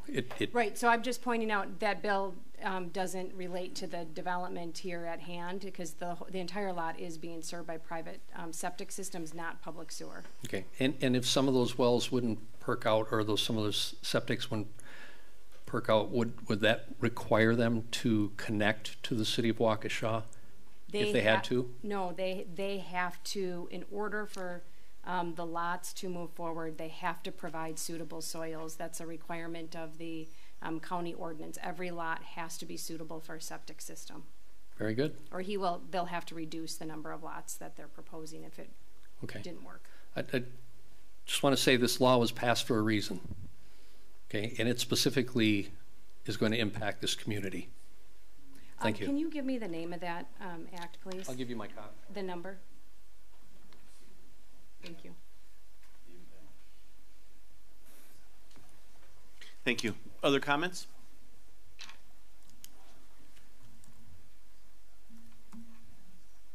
Good evening. Sandy Hom, West 230, South 3827, Milky Way Road in the town of Waukesha. I just want to reiterate what the chairman has mentioned regarding substantial evidence. And I think that the public is still confused as to what that means. And, you know, I think the crux of the new law, as I read it, is that not only does or can the developer provide substantial evidence or agree that they will. And that's sort of the catch-all that prevents someone opposed. They can't agree to anything. They need absolute substantial evidence, whereas the developer can provide substantial evidence or agree that they will, and that's what gives them the advantage. I was asked at one point, there was a comment on December 13th, someone mentioned that someone had a home, I think maybe on a hill overlooking an open space that they were very fond of, and that they would lose that, and perhaps that person's property value might go down, that single individual. But my comment was that if the person didn't want to lose that view, they should buy the land. And so complaining that open land next to you is going to turn into something else is not substantial evidence. My case in point, if I had wanted to, I could have bought the Moyer property, which is now 5 Diamonds, and the 6 houses that are next to me. I didn't. But people have that option, and I think it's just real important for people to realize that that's not substantial evidence. That's just that you wish things would stay the way they are forever, and they're not going to. So thank you very much for your time. Thank you. Anybody else? Good evening. Good evening, Tom Waller, S52W25395, Poppy Fields Road, Town of Waukesha. Confused citizen tonight. So I'm starting to get the hang of what substantial evidence is, and I'll get around to that at some point. Let me just point out where my property is. I guess I can show up here. Right up adjacent to Primrose. So my property will abut the development, and specifically abuts Outlot 8. I think it is. The 8? That is 31 square foot lot with 2 houses on it, adjacent to a development that has all 1+ acre lots, R1s. And I don't know if it's substantial evidence or not, but this clearly changes the character of the town of Waukesha to move from R1 1 acre lots to 1/3 of acre lots.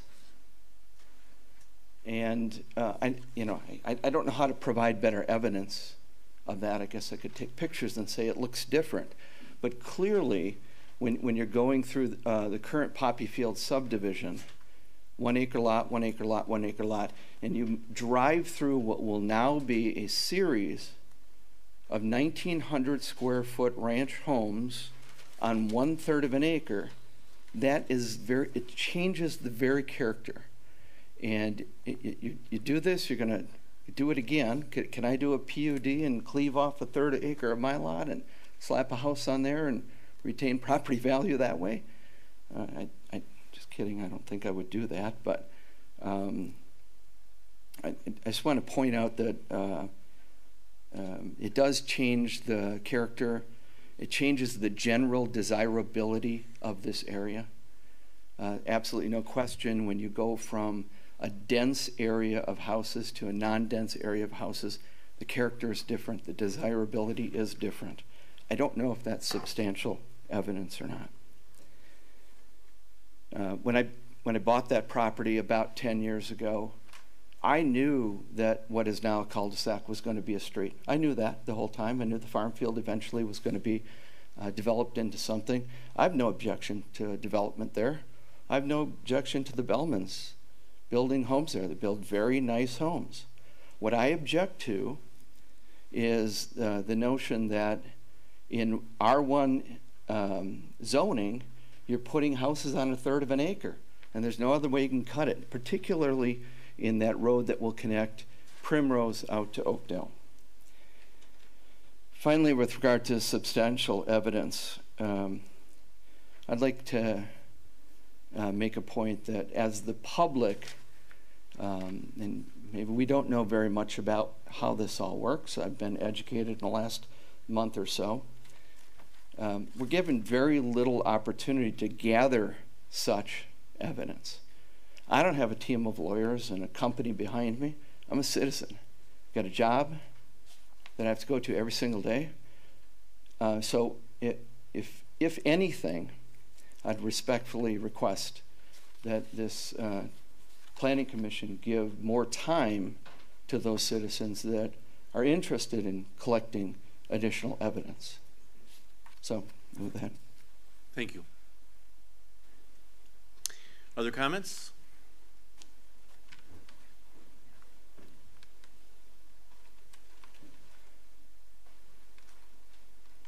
Good evening. My name is Sal Creasy. I live on West 255, South 5479, Oakdale Drive. And about a month ago, just after the last meeting that we had here, I had a car wipe out and my tree actually T-boned it.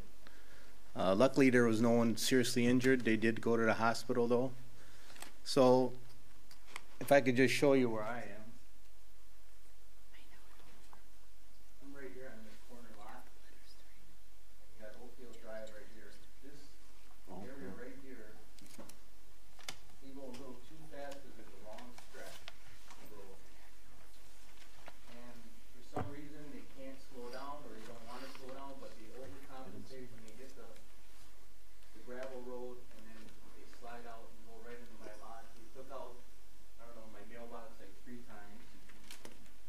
So I'm just concerned more about more traffic. I know it's not, you know, that much, but, you know, can't have any more. I don't think, because it's just going to be more and more problems, especially with that intersection that they're putting across the street from Hazelhurst. In the summertime, you got tons of bikes, you know, roaring down. You got people on bicycles, you know. I just see nothing but problems. So, thank you. And I got one more. And as for the condominiums, I mean, am I able to bulldoze my house and put up 2 condos, or is the town going to let me do that, or in the future? That's all I got. Thanks. Thank you. Other comments?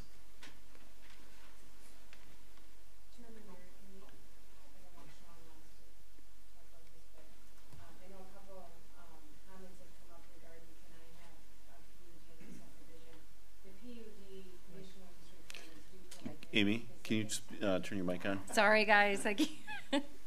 I just want to explain that the PUD standards that Mr. Bellman is proposing for this development do come with specific ordinance minimum regulations. So there's minimum open space requirements, density, open space maintenance, the protection of natural areas. So I just want to explain that that there are provisions related to a PUD. Right, and I guess I'll second that. And it's a trade-off in essence. And you're getting, so as was mentioned before previously, based on our comprehensive plan, it's possible that up to 77 homes could be built on this property in some capacity, whether it's through standard zoning or whether it's through PUD. What's being proposed is 55 units, so it's less. But the trade-off is that we allow some flexibility with lot sizes and housing unit types and setbacks and so on as a trade-off so that more open space is preserved. So a lot of that open space that's out there is wetland, but it's not all wetland, and it wouldn't necessarily be there if this was developed under a traditional development. So that's what the Plan Commission and Board is weighing tonight, and some of the evidence that's been presented is to determine if that trade-off is in the best interest of the town. And that's why the PUD exists, the ordinance itself. Thank you. Other comments?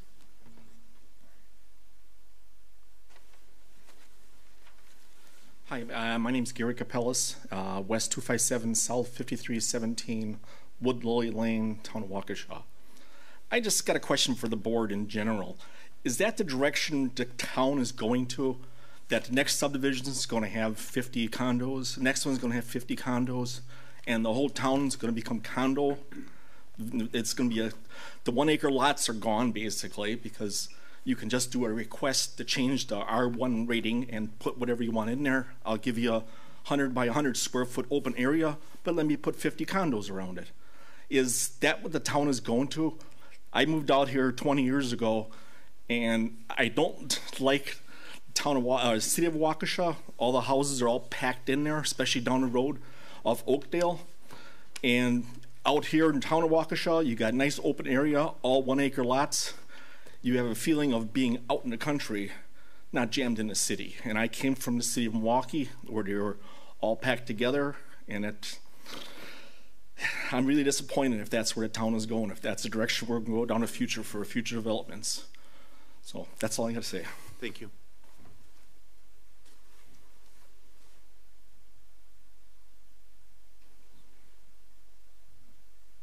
Kathy, do you need my address? The board didn't choose to address that, and I'm just going to give my answer for what it's worth, which is very little. Yeah, I think that's the direction the town's going. I think the man is right, and I think that there's pressure to put more houses on the same amount of land, and I think we'll continue to see it. So that's progress. Thank you.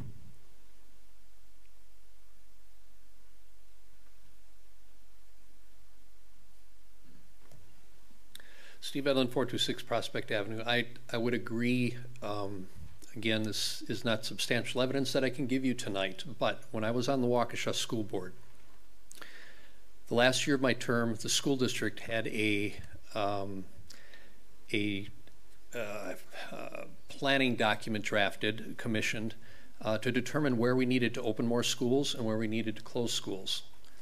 And when I saw that document, and this is at the time, again, when the city of Waukesha was applying for Great Lakes Water, I was stunned. Subdivision after subdivision after subdivision were planned in rapid growth and development for the town of Waukesha. Hundreds and hundreds of homes and commercial. The document was drafted based on county records, town records, city records, state records, population trends, sewer pack. It was culminated from different areas. And the Great Lakes Compact members, I think, knew this, and that's why they limited the service area. You know, obviously, towns were created as a holding pattern for cities in growth and expansion. Again, I want to go back to why did the city of Waukesha ask that law to be changed to extend sewer into the areas that were restricted from receiving Great Lakes water. So again, I agree that the town of Waukesha is being planned to be significantly developed. Thank you. Thank you. Any other comments?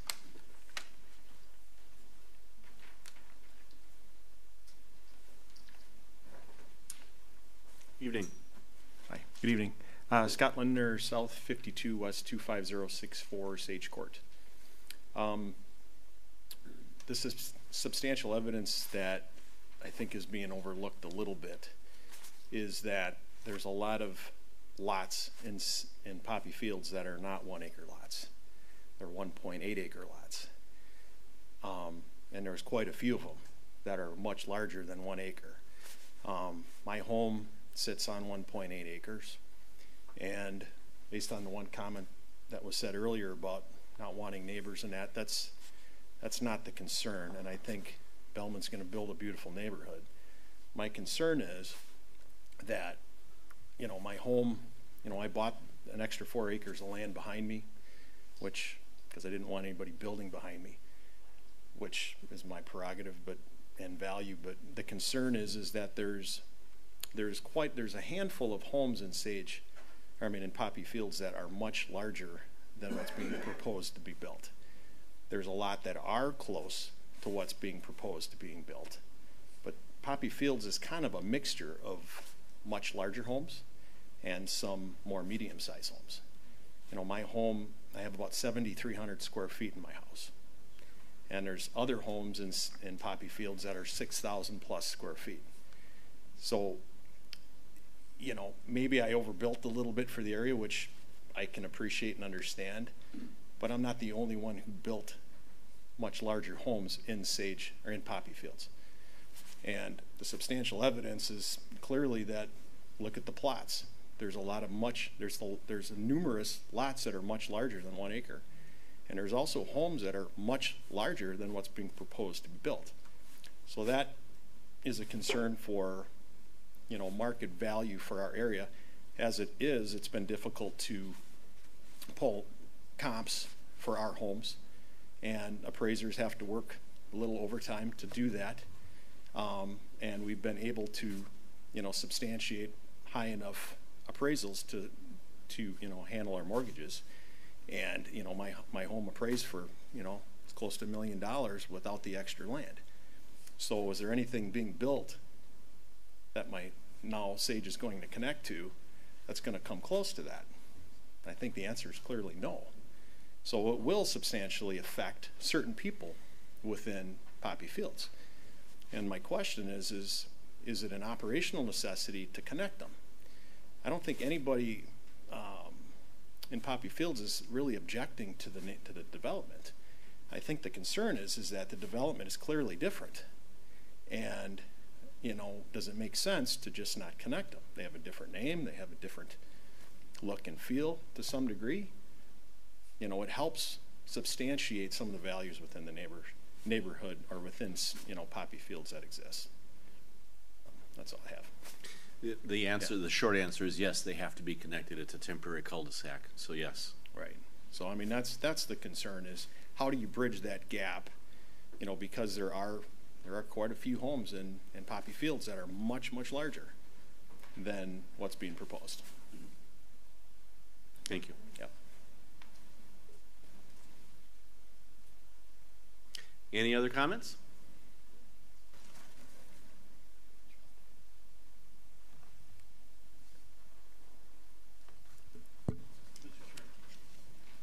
Mr. Chairman, can I just, it's always on.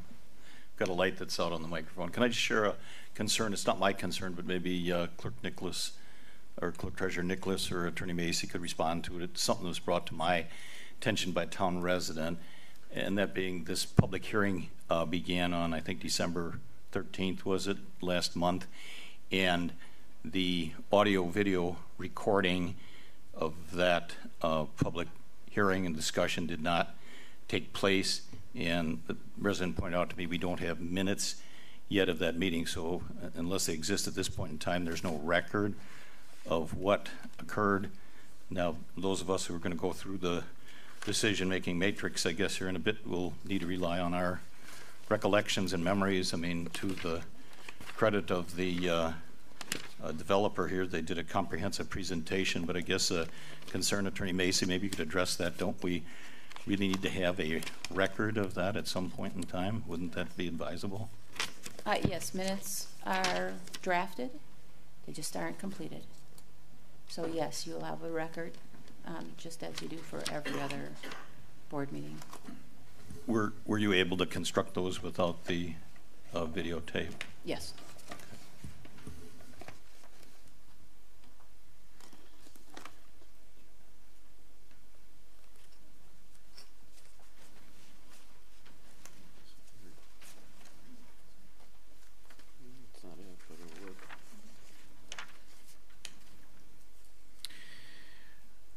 Seeing no other comments, I think we could close the public hearing. Are you prepared to have it closed? Well, you check to see if our staff or the county have anything more, and then we always check with the developer for the last. So just as a courtesy, if there's no more testimony. I have nothing else to add. I guess. Would you like me to address any of those citizen comments? Or are you comfortable with that? We always come back to you at the end. Okay. No, we're done. You're ready. Okay.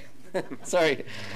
Okay, so I guess with regards to the first comment that was a City of Waukesha resident, again, this is a well and septic development, and that's what's being proposed, and we will be conforming to the county requirements for the septic systems on the property. So I don't believe there's any evidence there to refute what we've provided. The second comment was by Amy for Waukesha County regarding Outlot 4 and the septics, and we are aware, we just got the letter this evening. We may need to adjust the location of our septic system to the west.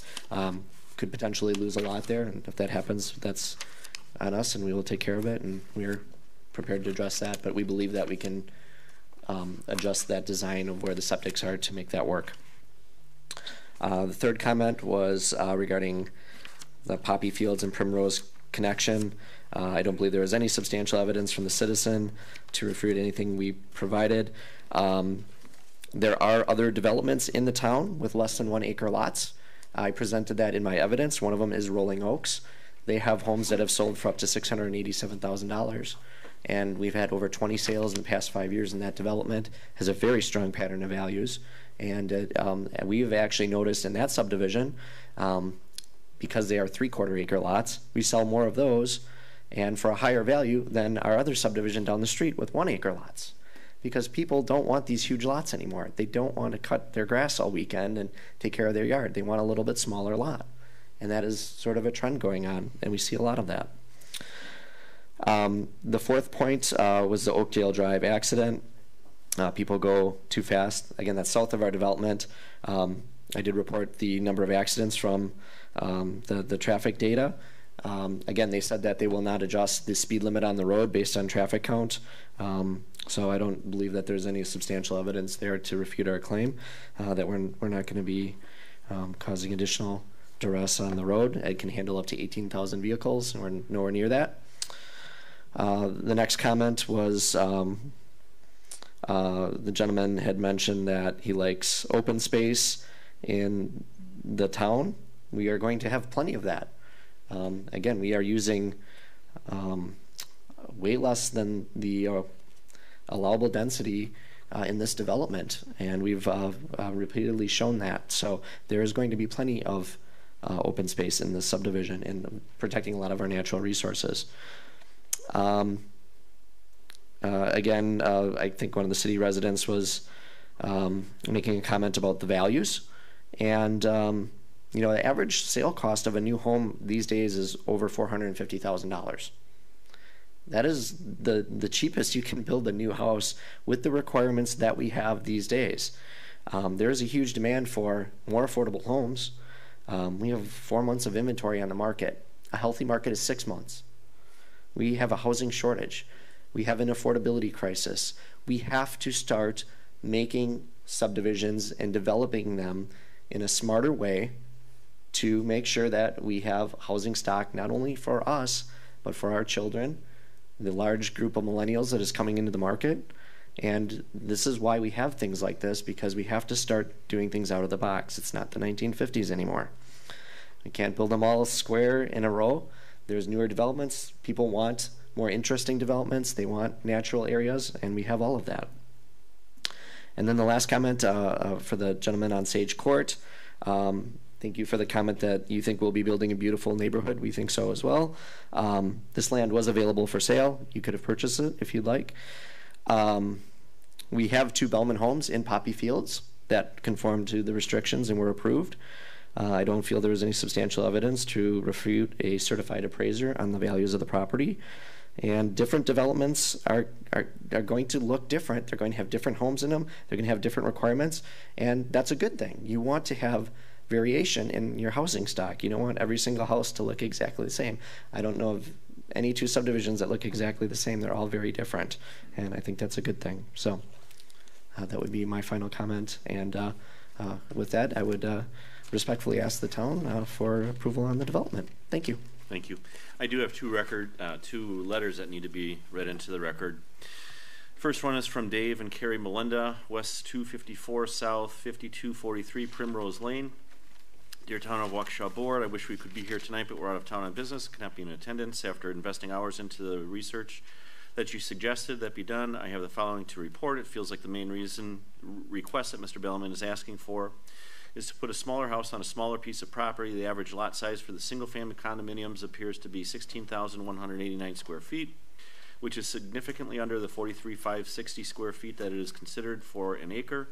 For me, I have a lot size that is 56,628 square feet, so the request would be for me to have a neighbor that is a lot size of 16,189 square feet on a lot size that is about 28% the size of mine. Not sure if this is the evidence you're looking for, but I fail to see how this is going to increase my property value, as was hinted at in the 400 plus pages of documents I reviewed. In addition to smaller setbacks will make this subdivision look like lower priced subdivisions. See enclosed photos of subdivision that this would look like versus the subdivision that this is connecting to. Poppy Fields and Prince. Upon doing research comparing single-family condominiums to single-family homes, I have uncovered the following. Single-family residents have a better return on investment and has a higher resale value than single-family condominiums. Condos have a higher tendency to be leased or rented out. Case in point, page 331 of submittals from Mr. Bellman outline on how to lease the units called leasing of units. Not sure why this is included in the documents unless leasing is a strong possibility. If the condo association is run poorly, property values decrease in and around the development, plus the condo association cannot file bankruptcy. So what happens if this and the maintenance cannot be kept up? Drive around and see condo complexes that are not in good shape. This is due to lack of funding, lack of cooperation on the board, or a lack of caring from the community. Walk through Poppy Fields and see upkeep and maintenance that is going on. What recourse do we have if our condo neighbors cannot paint their house, cut their grass, or do other necessary repairs due to poor association management? If the condo association has no money, then the neighborhood is degraded. As of 2016, Wisconsin is in the bottom 1/8 of the country in condominium associations, largely due to available land and lack of interest in the concept. According to the historical cost indexes, a house built in 2003 versus a house built in 2019 show a 51.8% cost index. So the same house built today is about 41.9% higher in cost. So taking current value of Poppy Field subdivision homes and comparing them to the cost of homes going in the new subdivision seems inaccurate. If my house was $400,000 in 2013, today's value would be $567,600. With all the things that are needed to build the house, improve the lot, impact fees, etc. So when I heard that the average condo is $440,000, that is 29% less than my house. Comparing the proposed structures in Poppy Fields requirements versus the ones proposed in this development. Roof pitches minimums 612 for new development versus 812 in Poppy Fields. Higher value for a higher roof pitch. Front load in development versus side load garages in Poppy Field. Side load garages are higher in resale value, require more land and larger setbacks. House appears larger and spreads out the subdivision more in line with Poppy Fields. See enclosed photos, Poppy Fields with other City of Waukesha subdivisions similar to the new development. To see property values and density difference. Poppy Fields required all 4 elevations to match. If grids in the windows are in front, then they need to be on the entire house. Shutters, decorative trim, etc. Condo drawings do not reflect this. On average, the size restrictions of the structures are over 50% smaller and 15% smaller in the new development than what Poppy Fields requires. Why connect to Poppy Fields at all? The subdivision's name is different, the developer is different, the requirements for building are different, the overall feel of subdivision is different. Where will the condo association's jurisdiction start and end? Some additional unknowns. Over 90% of the driveways in Poppy Fields are concrete. What material will the driveways in the new subdivision? Concrete is considered a higher end product because concrete can be twice as expensive to install, concrete lasts twice as long, asphalt requires resealing every 3 to 5 years. It was mentioned that our lots number 2 and 10 were going to be open to the public, but I saw some verbiage in the documents that called it owned by the condo association. Could they preclude non-condo members from enjoying the walking paths? In conclusion, from one person that moved from the city of Waukesha to the town of Waukesha in 2003 to have less density, I feel like after looking into this deeper that my new neighbors will be, one, on a lot that is 72% smaller than mine, in a house that is 15% smaller than the minimums we had to adhere to here. I had to add a room onto my house before we built just to get to the required minimum square footage, considerably closer together than the rest of the subdivision, and the house value will be 29% less than my house will be. Please review the photos and be able to understand that the home type we have now in Poppy Fields versus the buildings that the developer is proposing. Thank you for your time in this matter. Respectively submitted, Dave Melinda, with the address again. And then we have some photos. Next, from Bill Schmidt, West 222, South 4196 Tim Drive. Town of Waukesha Board, to whom it concerns, I apologize for not being able to attend the Pebblebrook Hollow approval meeting on Thursday night. I wish I could be there to offer my support for this upcoming project. I would like this letter to be read into the meeting record as my support. 4 years ago, my family and I set out to find a home to better serve our needs. We have 5 children and obviously need a larger home to raise our family. We searched the existing market, and it seemed that every home that fit our needs was on 1 to 3 acres of land or more, and therefore was too expensive for us. We were discouraged because we felt like we were never going to find a house of the size we required in our price range. We then took a look at Rolling Oak subdivision off of Guthrie Road. We were attracted to the smaller Town of Waukesha lots, about 3/4 of an acre in size. However, lots were still large enough to build a home the size that we required. This was something that we could not find anywhere else in the area. We built our new Bellman home there and have been living happily in Rolling Oak subdivision for over 2 years. During the past 2 years, a lot has changed in the subdivision. Numerous other homes have been built, and we feel fortunate to have these beautiful homes in our neighborhood. We have seen the values of these homes increase, which has created some nice investment gain for us. Bellman has done a terrific job in maintaining the quality of their construction and also preserving as much of the existing nature as possible. They have included plenty of green space so that wildlife still feels at home here, and that has allowed our children to enjoy seeing deer, hawks, and even an occasional fox. It's been wonderful for us. I've been made aware that Bellman is intending to build single-family condos in a portion of this new subdivision. To some, this would be viewed as a negative aspect of the subdivision. However, after seeing the quality of the condos that the Bellman family has put into the Woodland Hills subdivision in the city of Waukesha, it is no longer a drawback for me. The architecture and quality is identical to their single-family homes, and therefore, in my opinion, is second to none. In summary, a subdivision like Pebblebrook Hollow, built by the Bellman builders, would be a benefit to the town of Waukesha. It would also fill a housing void in the marketplace. It would provide much-needed tax base to keep taxes much more reasonable than our neighboring municipalities. As Bellman has shown in the past, the architecture and engineering would make for an attractive subdivision, and it would maintain the beautiful natural features that exist there now. I would like the board to approve the subdivision mainly because I see Pebblebrook Hollow as a place where I would like to build my next home in the years to come. Thank you for the opportunity to share my thoughts. Sincerely, Bill Schmidt, proud resident of the town of Waukesha. So if there's nothing further, we can close the public hearing or adjourn it.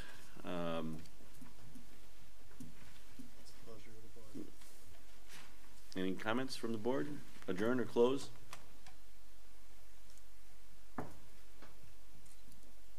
Just one at a time, please.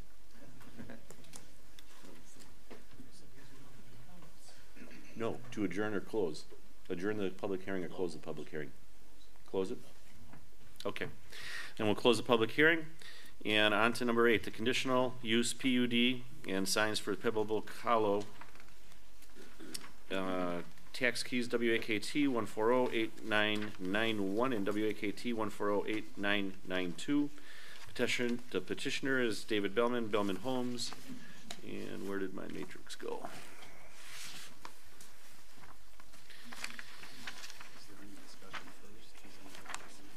I think they would have made their comments if they had any. Does anybody have any comments before we go on to the matrix? Seeing none, we will start with this incredibly cumbersome process. Specific conditional use criteria for residential planned unit development, section 13-2-9 sub I sub 23.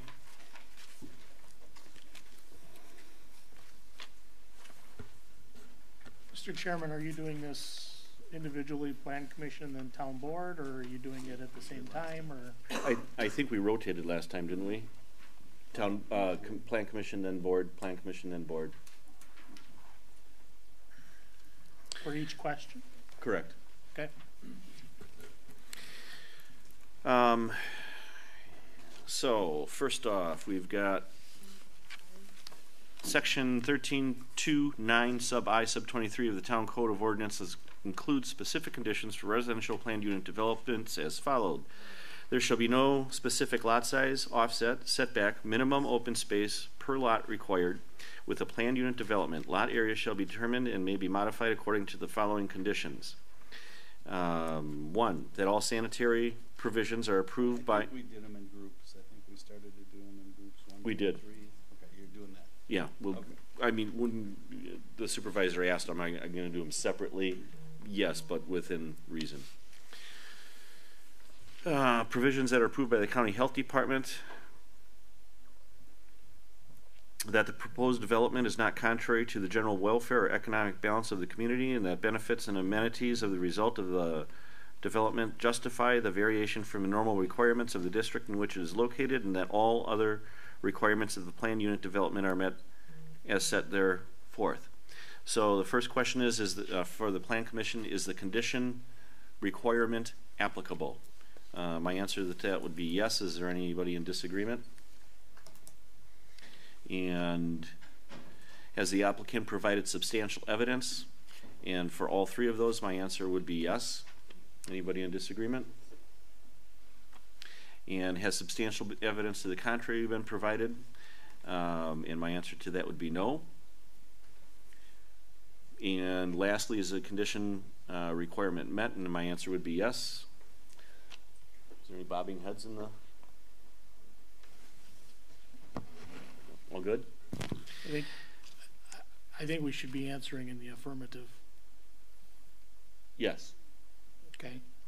You think everybody should be voicing that instead of a bobbing head or no motion at all? I do. Thank you. So we'll for your benefit, then we'll back up and start over with those. I'm not on the Plan Commission. I understand. I mean, but you asked for it, so I'm going to ask.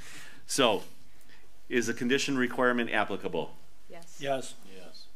Yes. Has the applicant provided substantial evidence? Yes. Yes. And has the evidence to the contrary been provided? No. And is the condition requirement met? Yes. Okay. Let's move on to B, residential planned unit development, and we'll take 1 through 5. The development does not need, I'm sorry, we're going to start back, I'm going to go back to the board because that's what we agreed we were going to do. So for the board, questions 1, 2, and 3, is the condition requirement applicable? Yes. Yes. And has the applicant provided substantial evidence? Yes. And has there been substantial evidence to the contrary provided? No. No. And has the condition requirement been met? Yes. All right, back to the Plan Commission for numbers 1 through 5 in B. The development does not exceed the maximum dwelling unit density and minimum common open space requirements for the planned unit development within R1 zoning. The common open space of the development shall be clearly delineated within the development as an outlot or easement and shall not include open space within a developable lot. Up to 20% of the land in the proposed development currently zoned C1 may be used in this open space computation. Adequate guarantee shall be provided for permanent retention of common open space resulting from these regulations, either by private reservation or by public dedication. Buildings or uses for non-commercial, recreational, or accessory facilities may be permitted in such common open space area with the approval of the Town Plan Commission and the Board. Perpetual care and maintenance of such open space areas shall be provided for in an operational plan and be submitted for approval to the Town Plan Commission and Town Board. Ownership and tax liability of the open space areas shall be established in a manner acceptable to the town and made part of the conditions of approval. So the first question for the Plan Commission is the condition requirement applicable? My answer would be yes. Yes. And has the applicant provided substantial evidence to the same? My answer again would be yes. Yes. And has substantial evidence to the contrary been provided? My answer would be a no. No. And then finally, has the condition requirement been met? And I would answer those as a yes. Yes. And then we'll go back over with the board. For B, questions 1 through 5. A, is the condition requirement applicable? Yes. And has the applicant provided substantial evidence? And my answer would be yes. Yes. And has substantial evidence to the contrary been provided? And my answer again is no.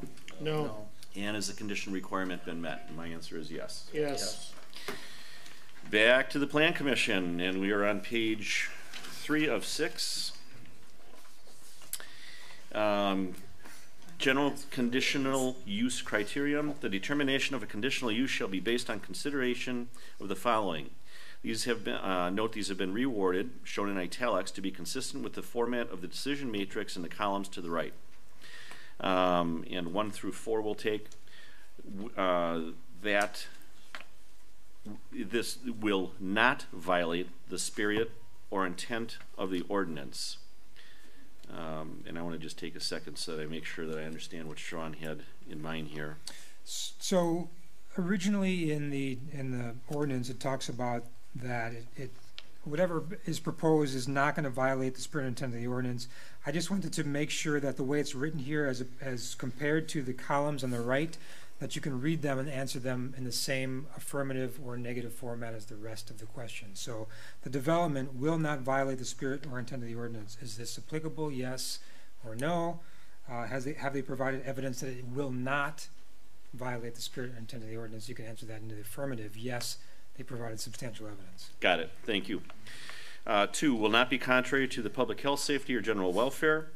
3, will not be hazardous, harmful, noxious, offensive, or a nuisance by reason of noise, dust, smoke, odor, or other similar factor, or for any other reason cause a substantial adverse effect on the property values and general desirability of the neighborhood.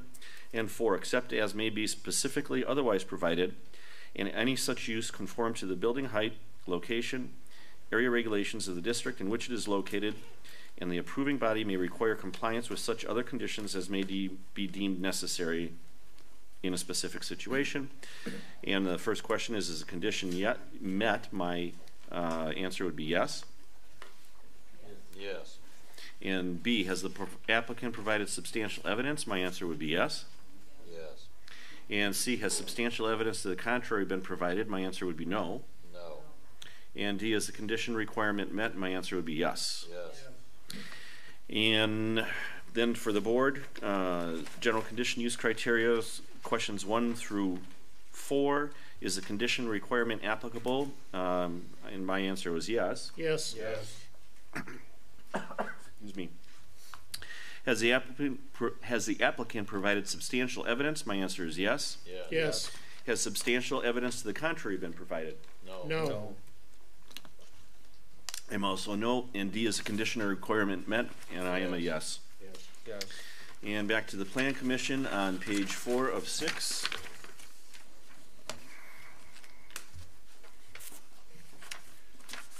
I'm just seeing how we can group these.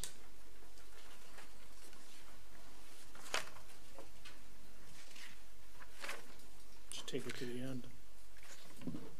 Because they all fall within the Town of Waukesha plan and approval conditions. I agree. So 2 through 7. Let's start with 2. The conditional use approval is limited to Bellman Homes and Bellman Investments LLC for development of a residential planned unit development on the subdivision property in accordance with plans, documents, and specifications presented to the Town of Waukesha Plan Commission on December 13, 2018.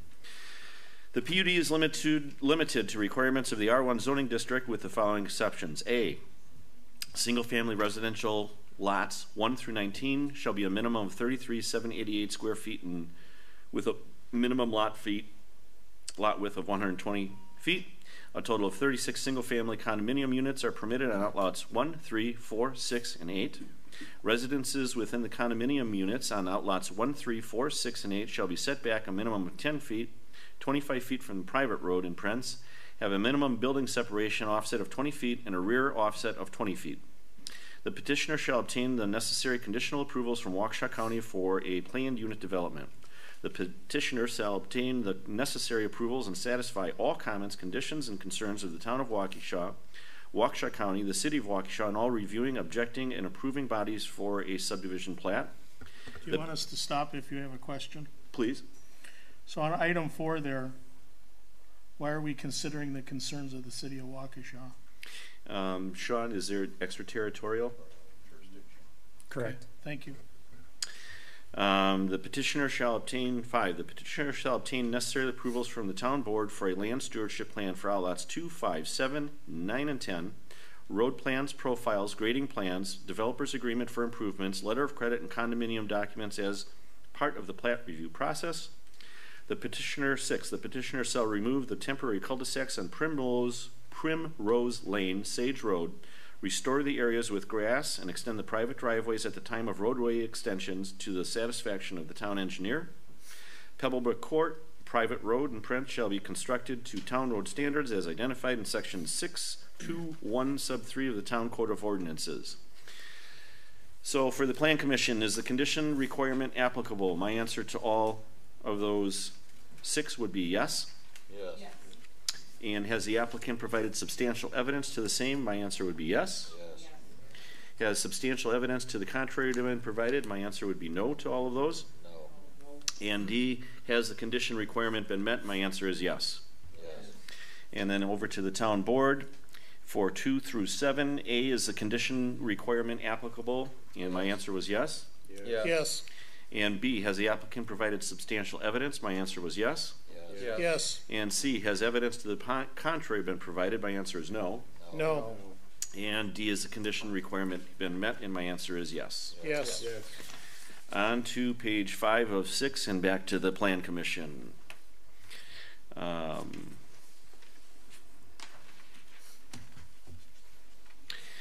For number 8, the maximum grade of all public and private roadways shall be 10% per section 283 sub B of the town of Waukesha.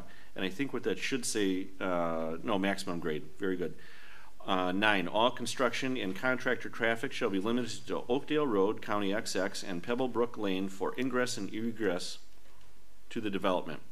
All sanitary septic system or field located in outlot 2, 5, 7, or 9 associated with the condominium unit shall be excluded from maintenance and management responsibility of owners of lots 1 through 19. For the Plan Commission, A, is the condition requirement applicable? My answer is yes. Yes. On B, has the applicant provided substantial evidence? And I'm a yes. Yes. C, has substantial evidence to the contrary been provided? I'm a no. No. And lastly, D, has the condition requirement been met? And I'm a yes. Yes. And for the board, questions 8, 9, and 10, is the condition requirement applicable? My answer is yes. Yes. Yes. And B, has the applicant provided substantial evidence? My answer is a yes. Yes. Yes. And C, has substantial evidence to the contrary been provided? I'm a no. No. No. And is the condition requirement been met? And I am a yes. Yes. Back to the Plan Commission. Is there a motion to approve then? Mr. Chairman, if I may, before you go on. Please. One comment I'd like to make is that all the conditions in the matrix for the planner's conditions do not include the rest of the standard conditions that are in the staff report. So items are number 11 through 17 in the staff report are standard conditions of approval. That would also be part of this motion as well. 11 through 17? Correct. Is there a motion from the Plan Commission for a recommendation to the board? Mr. Chairman, I will move to grant the conditional use for the residential planned unit development as presented by the Town of Waukesha planner and as agreed to by the applicant. The Town of Waukesha staff is directed to draft the conditional use order and place it in final form consistent with the Town of Waukesha's discussion, and I so move. And include items 11 through 17? Correct. And a second? I'll second. Any discussion?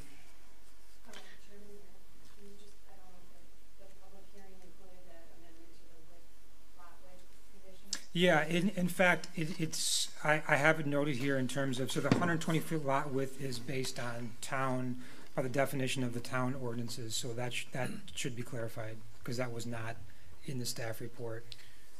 So that was item number, that's condition 2A would read, single-family residential lot 1 through lot 19 shall be a minimum of 33,788 square feet in area with a minimum lot width of 120 feet as defined by town ordinance. And that's actually on here. That's in here. Yeah, we did that. But not the addition that Amy made because of the difference between the county and town ordinances, that it's defined based on the town's by ordinance. The town ordinance. All right. Correct. So Supervisor Fisher, would you agree to that amendment? And Brian? Okay.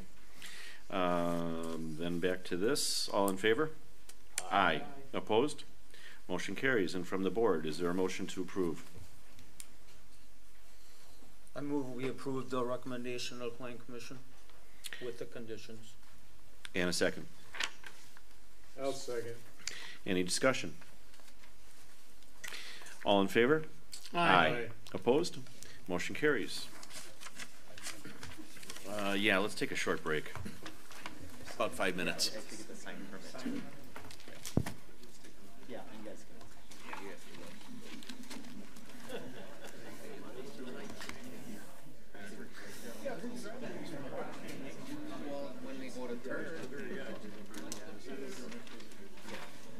What are you gonna do, right? Yeah. Just pull the shades.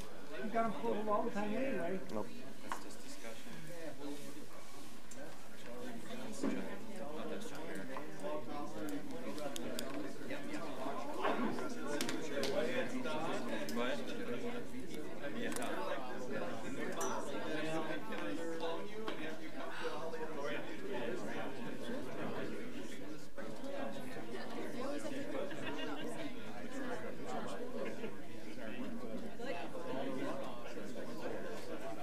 Yeah. When you take rocks away and you make it all concrete, the water's gonna. That's why we have marshes. You take it all away. They have to put right across the street.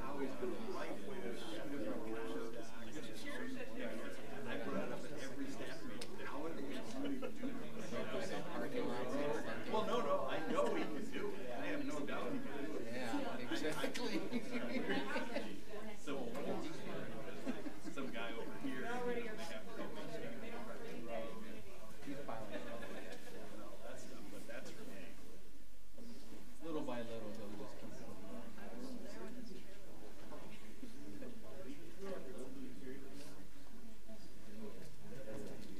I hit the last guy.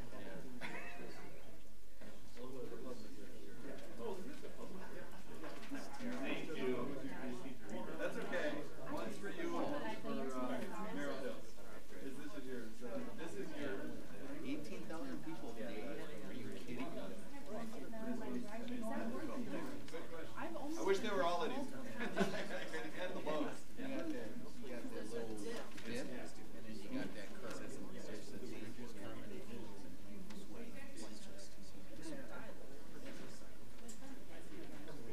Yeah. Can you excuse me? But obviously they forgot that. You coming tomorrow? All right. See you. One more for next time.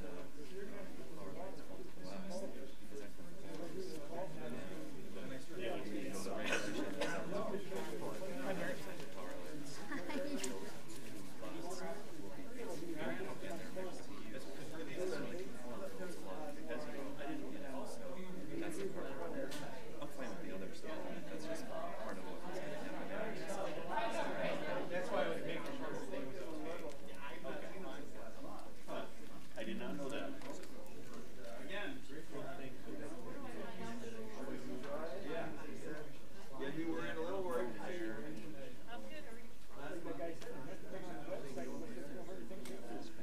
Yeah, but it's not showing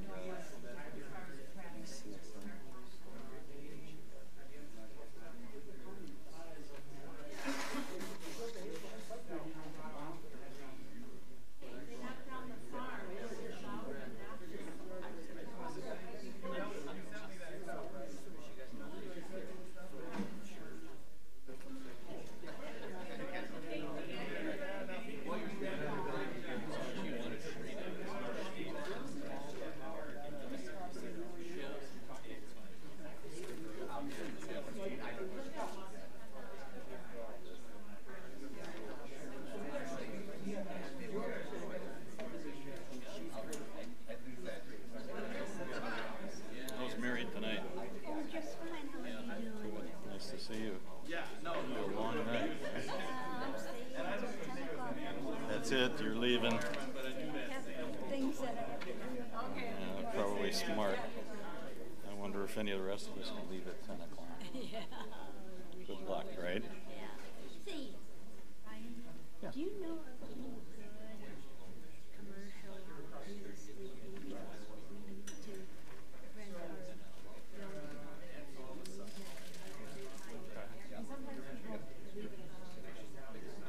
Judson.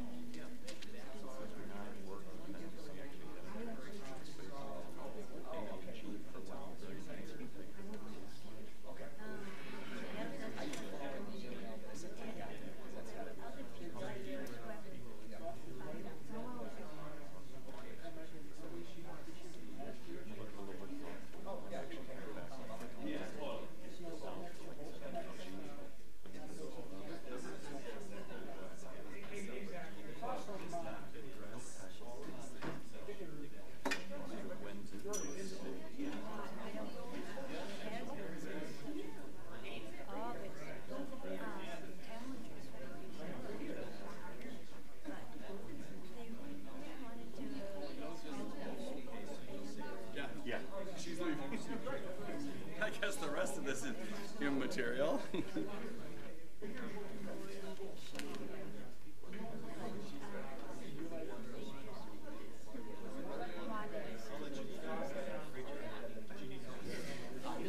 All right, Plan Commission and Board, let's reconvene.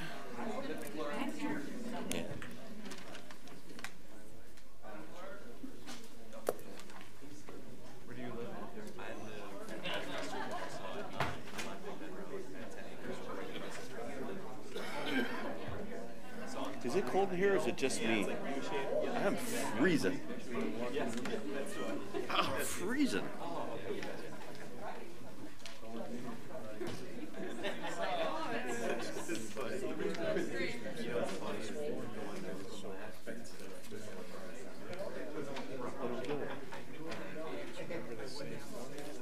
But I didn't have the yeah, I needed you more at the last minute.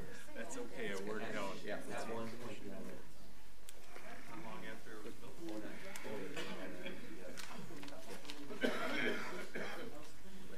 Oh, you could have reminded me.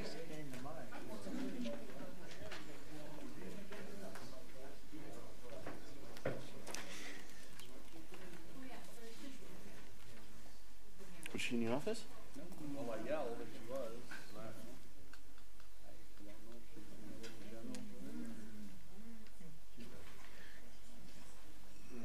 I just don't know if the system's turned on, so I don't want to start. Go, we have one. It is. It's on. It's on? Yeah.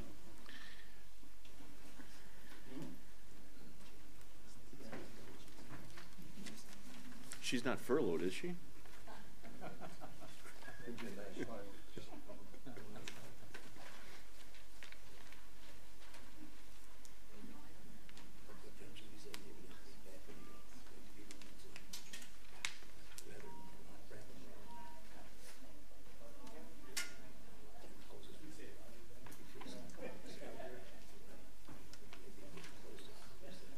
I'm not going to check the little general, but I'll check the whole.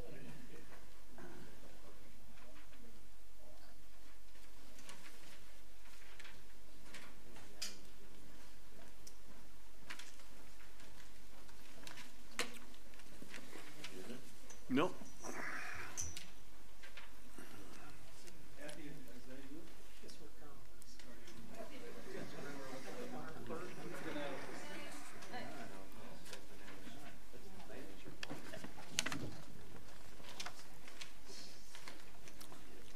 Okay, the gang's all here. All right, back on. We are back on, and we're going to be on number 9. Notice is hereby given at a joint public hearing involving the Town of Waukesha Plan Commission, Town of Waukesha Town Board, will be held on January 10, 2019, beginning at 6:30 p.m. at Town Hall, located at 2 West 250, South 3567 Center Road, Waukesha, Wisconsin, to hear proposed comprehensive plan amendments for 2 amendments. A, the Town Map Amendment, number 1 request.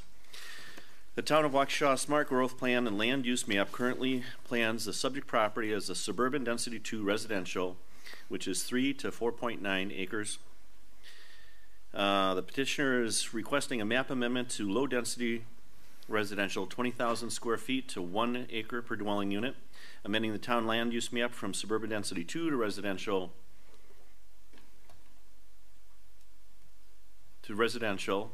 I'm not reading this right, 3 to 4.9. To accommodate the proposed development pattern is not inconsistent with surrounding development patterns. The Waukesha County Land Use Plan shows the property similar to the town's plan as suburban density 2, which is 3.0 to 4.9 acres per dwelling unit. And other open lands to be preserved, high groundwater, poor soil conditions on eastern portion of the site. The county plan, however, includes provisions to allow a 30% conservation design density bonus if a minimum of 40% of the site is to be preserved, allowing up to 8 lots under the current plan category. Town Map Amendment number 2 request is a certified survey map for the Legend at Merrill Hills. Was approved by the town board in May 2018 to create an outlot for the existing driving range. The town land use map shows the driving range as low-density residential, 20,000 square foot to 1 acre, and should be considered to be changed from recreational to recreational, thank you, which is the category for which the Golf Course Country Club is planned. It is not to be developed for residential purposes. The Waukesha County recommended land use plan shows the existing driving range as recreational. And at this point, we can open the public hearing. And Planner Malarkey? Yep. Probably, yes. Yeah. Okay, so you did a pretty good job of summarizing my staff report, so thank you for that. But I will make mention that the process in the town of Waukesha for amending the comprehensive plan, it takes place annually. So we typically do it once per year. Both of these potential amendments were reviewed first conceptually at the October Plan Commission and Board meeting. Reviewed again at first in September, second time was in October, and then the third was originally scheduled for November. That was pushed back to tonight's meeting date, which required a 30-day Class 1 notice per state statutes.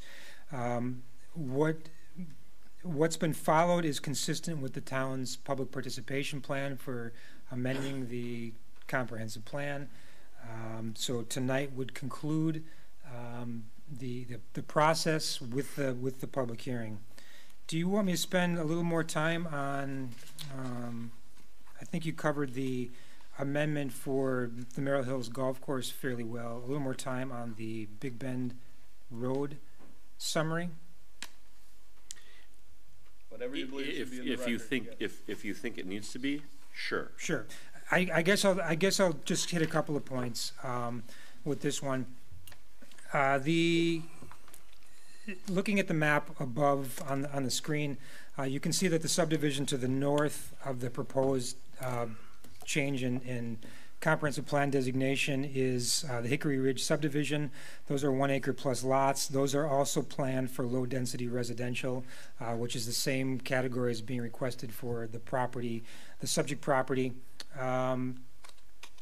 Everything they'd also be requesting as part of this, they've submitted an application for a rezone. We're not looking at that tonight, but that would happen subsequently if this comprehensive plan amendment was approved. They would be requesting R1, which would be 1 acre lots, which is again consistent with the property to the north. They have submitted a conceptual plan as part of the request.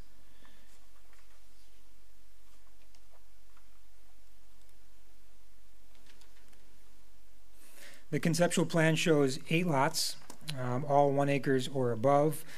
There's an existing We Energies ATC easement that goes across the property, and it's a little hard to see here, but it's generally looks like this. It's a 150-foot wide easement. Everything in the conceptual plan happens to be anything in the easement is either right-of-way or it's common open space, so there aren't any lots in the easement anymore. I think the previous concept showed some portions of the lots within that. There's a wetland that's delineated in the northeast portion of the site. That's all with an outlot. Stormwater management has not been figured out for the site, but they have designated some areas for that. The outlots, in addition to the outlots, there's also the west portion and the south portion here designated as outlot 4. They're also proposing a connection to the lands to the south, a temporary cul-de-sac that would service the parcels in the CSM South and eventually potentially connect up to the Coyote Crossing subdivision as well. So that's a brief overview of the conceptual plan. There's a couple of minor issues with it. It's come a long way. There's a couple of lots that don't quite meet the minimum lot width for R1 zoning that we can work through as part of the plat review process. The shape of lot 2 as well is a little irregular. That's a 1.4 acre lot. I think that can be massaged a little bit to make that a more regular shape as well. So in general, it's my opinion that the conceptual plan is realistic for the property and some of the groundwater issues that are on the east portion of the site in terms of how it's laid out. So with that said, that's all I have. Thank you. And the petitioner is here this evening? Yes, sir. Good evening. Anything to add? Thank you. Nancy Washburn, 7450 County Line Road in Mount Pleasant, here on behalf of MC Home Builders. This is only the second time that I've met the town of Waukesha, and it's been a few years since I've been here, but I appreciate the thoroughness and the process that you certainly go through. This is a small site which is in some ways might be considered an infill site. MC Home Builders, also doing business as Mastercraft Builders, will be the builder here in the subdivision. They will be building all of the homes themselves. As you can see with the ATC easements and so forth, it is a tough site. We've worked it out as best we can in a conceptual manner so that you can see how it will function within the community. The wetlands have been delineated by Dave Meyer.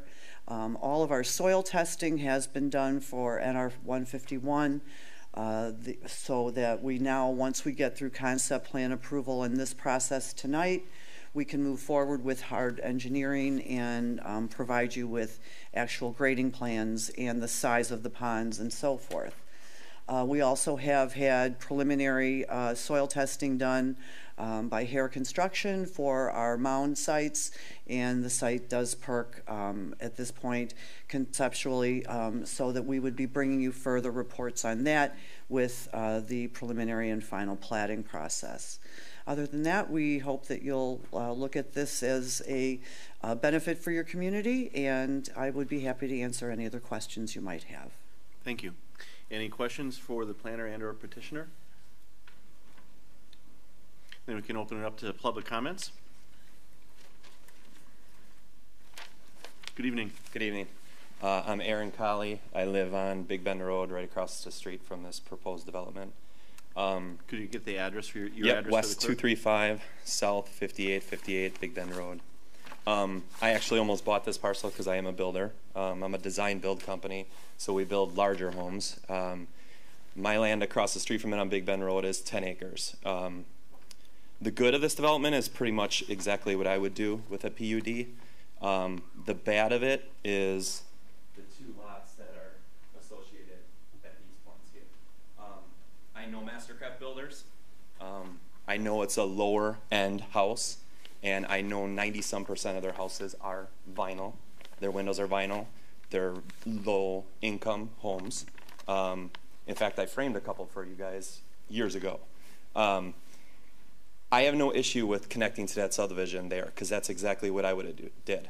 With the ATC wiring going through there, these lots aren't worth that much, nor will the houses be worth that much in that area.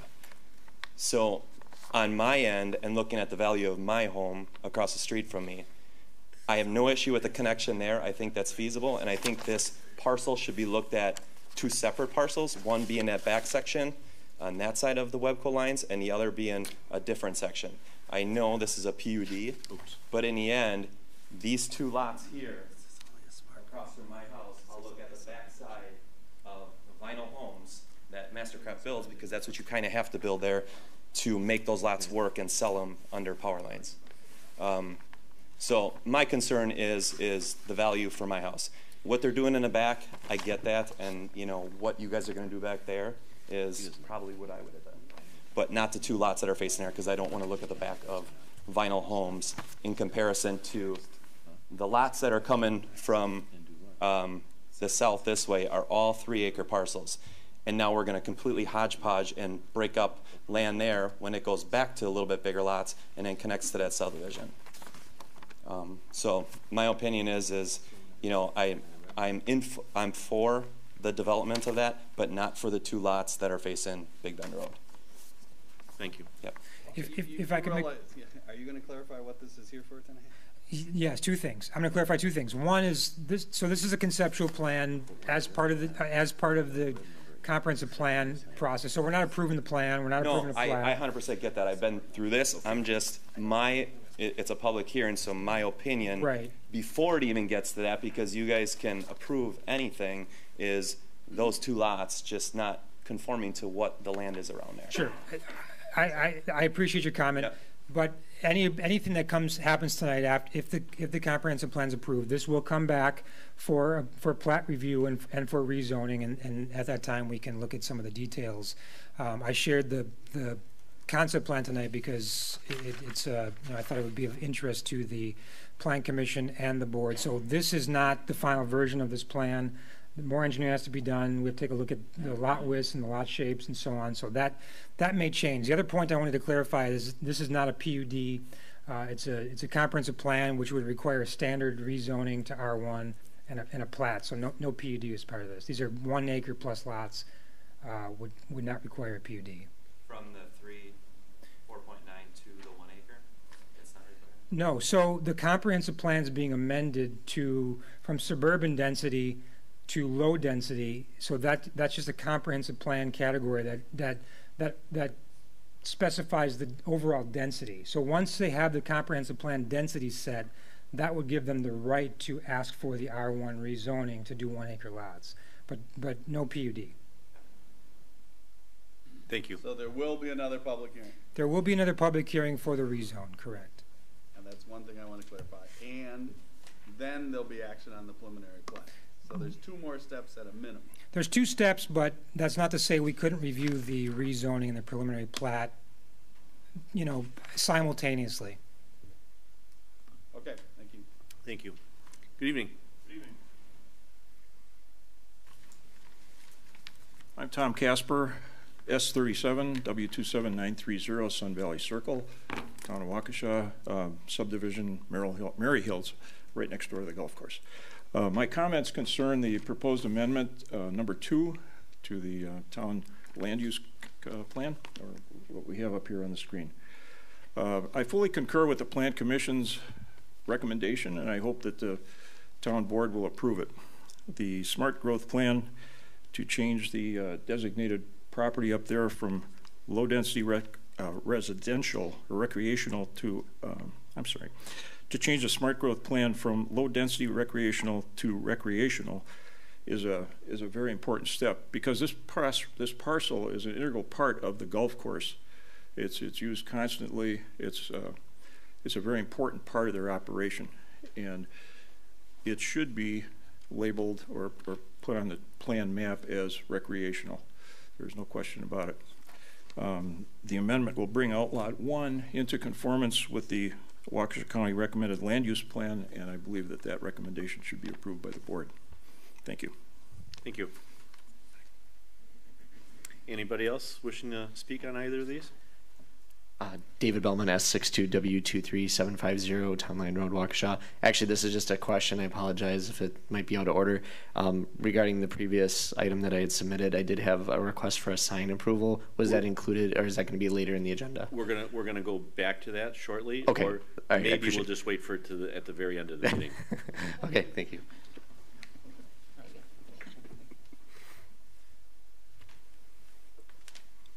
Hi, Tom Wujek. S56 W23674 Maplewood Terrace. So back to that original, I know it's just the proposed map. Just a few comments, just put on the record, and also for MC to be aware of this as we move forward, as they move forward with the plans. First off, especially in light of the Pebble Hollow discussions tonight, I'm encouraged by just the preliminary lot sizes here for this roughly 17 acres. The density says 20,000 square feet up to, I think, 1 acre. I'm encouraged by the 1 acre, so appreciate that.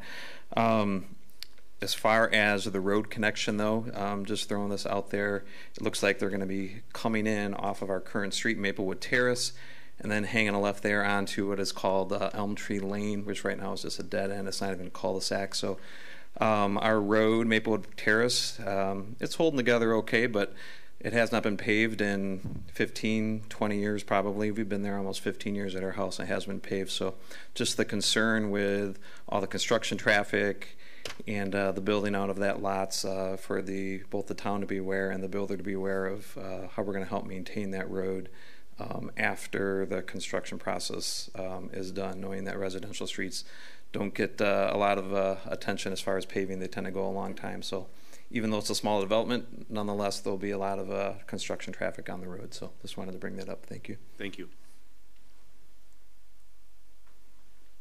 Anybody else?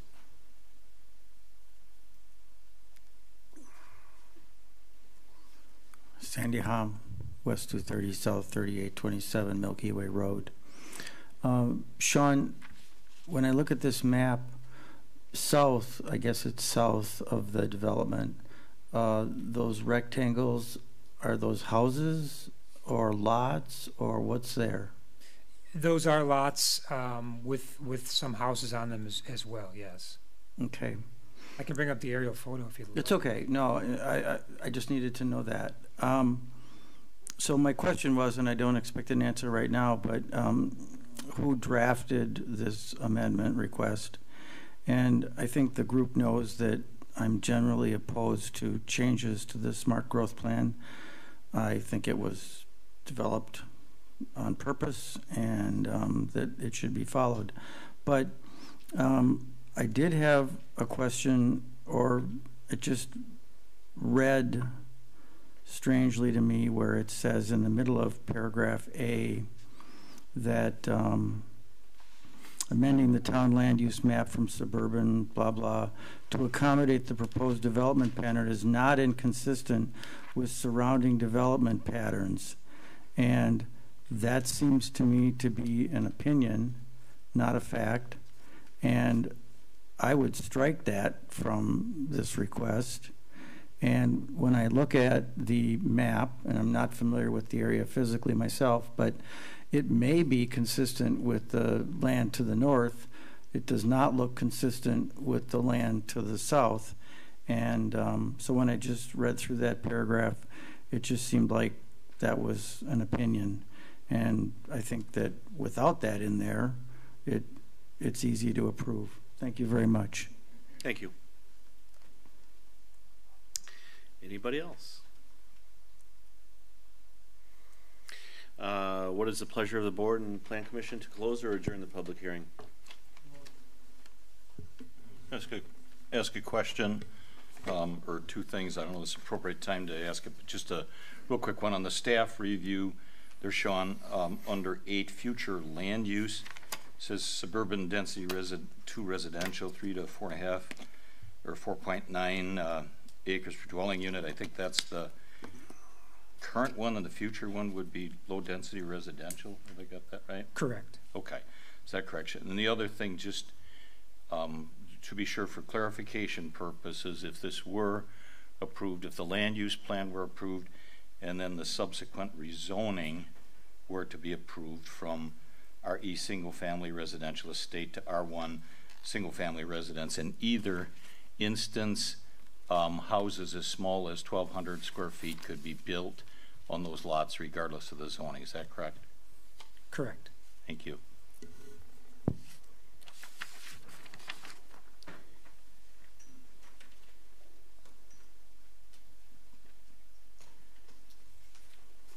Thank you. At this time, then, we can close those 2 public hearings. And I'd like to go backwards to number 8. As we did, we should have a separate motion and approval for the temporary signs for Pebble Brook Hollow. Who has to act on it? Give us a little background, please. Sure. What's required per state statute and our public participation plan is the Plan Commission would recommend approval to the... I'm sorry, he jumped back to the sign. Oh, I'm sorry. No. I thought you were talking about the comprehensive plan. He jumped back to the sign to help out Mr. Bellman because we missed it, and I didn't want it part of the original motion anyway. Sorry, let me dig up that. We just need to know who has to approve it. Yes. I apologize if someone has. Sorry, I didn't switch gears that fast. That's what I need to know. Signs are approved by just the town board. Signs are typically approved by the town board unless it's part of the development. So, for instance, the subdivision sign that was approved as part of the CU was already done. Thank you. So then what we need is a motion from the board for approval for the temporary signs for Pebble Brook Hollow. Board.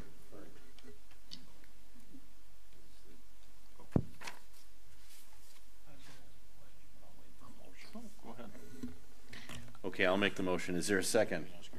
I'll second. And a question from Supervisor Durr. So this is for the construction signs? Yes. Yeah, this is for a temporary 4x8 sign off of Oakdale Road. A sale sign. Just to promote the property for sale. And we do have to come to the town meeting to get that approved. Okay, thank you. Any further discussion?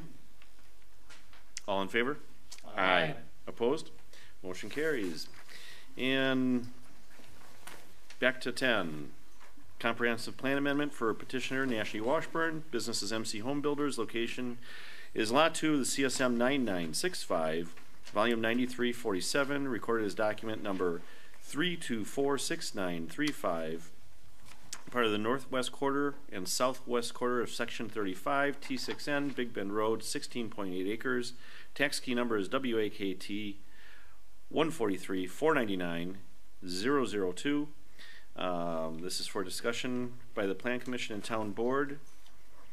And Sean, you started to go into. I did. I was on a different track, but yes, I was per state statutes and our public participation plan that's adopted. The town board or the Town Plan Commission recommends by resolution to the town board for adoption, and the board adopts the plan change by ordinance. Thank you. And my recommendation for approval for both of those includes a few conditions as well. Do you want to go through them now? Sure. So the MC Home Builders request on Big Bend Road includes the condition that the comprehensive plan map amendment shall be amended from suburban density 2 residential to low density residential, limited to parcel WKT 143-499-4002, lot 2 of CSM 9965. The petitioner shall obtain the necessary approvals and satisfy all comments, conditions, and concerns of the town of Waukesha for rezoning from RE single family residence estate to R1 single family residence with existing overlay zoning remaining in place. So just as a side note, that particular condition ties them to getting the rezoning. If they're not able to get that rezoning through the town of Waukesha, then the comprehensive plan amendment would not actually take place.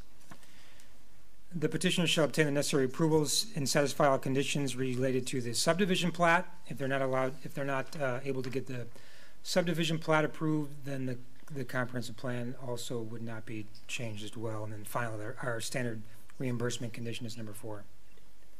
In terms of the Merrill Hills Golf Course approval, I think that one is strictly limited to the condition of. Don't you need to take these separately? I mean, they're separate agenda items. Respectfully. Yeah, I agree. Yep. Sure. So first, let's do the discussion on the Nancy Washburn. He's given the report. Great. I'm on number 10. 10. I guess I've got a question then, and maybe Planner Malarkey, maybe you were Attorney Mace or somebody can explain it, but the second condition there, I mean, tonight we're considering the change in the land use. Explain to me why 2, I mean, that commands, that mandates the petitioner to rezone the property. As I read right. it, why is that right. mandated upon the petitioner? So we're contemplating changing the land use plan in light of the proposed development that's being proposed. So if they can't rezone it, if they can't get through the public hearing with the rezone, if they can't get the plat approved for this specific development, then we would not change the comprehensive plan for this. So we're approving the comprehensive plan conditionally that those things happen. So we're not doing it just to change it for the sake of changing it. We're changing it in light of this specific plan. But I guess my question would be why? If a petitioner came in and simply said, I own this piece of land, I'd like to get the land use changed from something to something else, are they not entitled to do that without without an obligation to go ahead and rezone and develop it a certain way? Depends on what the underlying zoning currently is. Keep in mind the comp plan and the zoning have to be consistent now under the code, under the state law. So if the zoning is 5 acres currently and the density comp plan is 5 acres and we reduce the comp plan to 1 acre, we got to correspondingly, in my opinion, and under the state statute, reduce the zoning, because you can't have inconsistencies any longer. And what state statute is that, please? 66-1001. Okay, thank you. And just one other point of clarification, though the town makes amendments, annually, and we're doing that for Merrill Hills, and we may, this year, I think we're looking at a broader look at amending the comprehensive plan and the map. We do that often without having any specific development in mind, but it rarely happens when there's a property owner that petitions for a land use amendment that isn't tied to something else in terms of a proposed development. Well, I understand that's regularly the way it works. Is there a time window in with which that has to happen, or the land use change is vacated, if you will? I mean, they're commanded to do that within a certain period of time. Does the statute require that, Attorney Macy? No. Thank you. The statute requires us to keep our comp plan and our zoning consistent to the best of our abilities. So should then, just in, not with this matter, but just in a general sense, if we're required to do that, should there be a condition that this lapses after 2 years, 5 years, or something if somebody doesn't do it? I think that's an excellent suggestion, and I would say a year. Okay. Give her a year to the developer, to get the rezoning and the preliminary plat done. And if not, it would revert to the former. Just never happens. Never would have occurred. Yeah. Same difference. Yeah. I mean, because I'm assuming if we do this, you're saying it never would have occurred, but if we revise that land use plan, or the county revises that, it needs to be revised from time to time. I would think if we act on it tonight, when anybody revises that plan, they'd revise it to the new land use, wouldn't they? No, because it doesn't take effect until all the conditions are. No, I'm talking about the development of a map. Okay, we're back to the 1 year type of thing.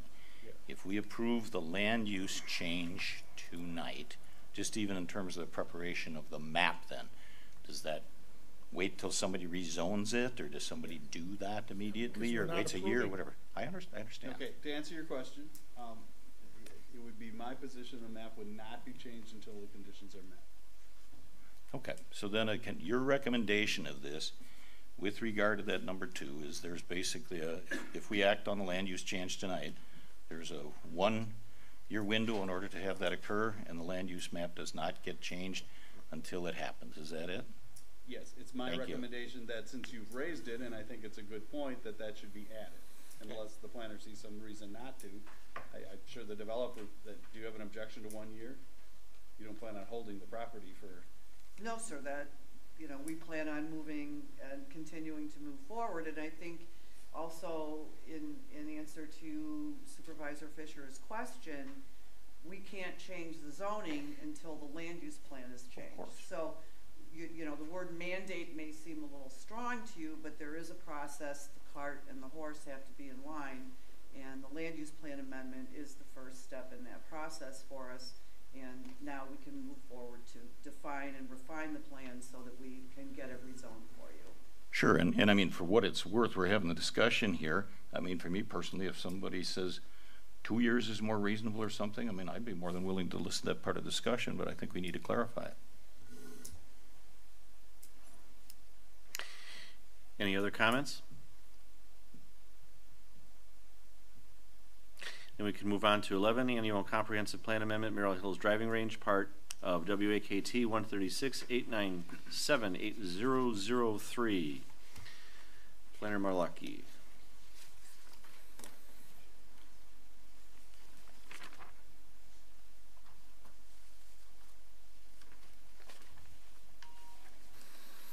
So this petition is brought forward by the town itself in light of the fact that the PUD was approved for Merrill Hills, the Legend at Merrill Hills.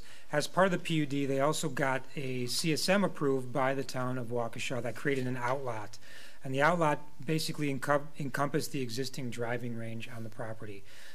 They were going to come forward, or they requested in the past, to have this particular piece of property, the comprehensive plan be changed for this particular piece of property to be changed from low-density residential to recreational.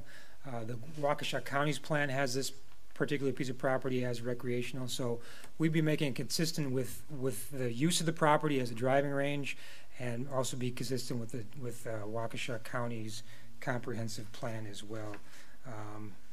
That's all I have on this one. Questions for the planner? Is there a rezoning component to this as well? There is not a rezoning in this particular property.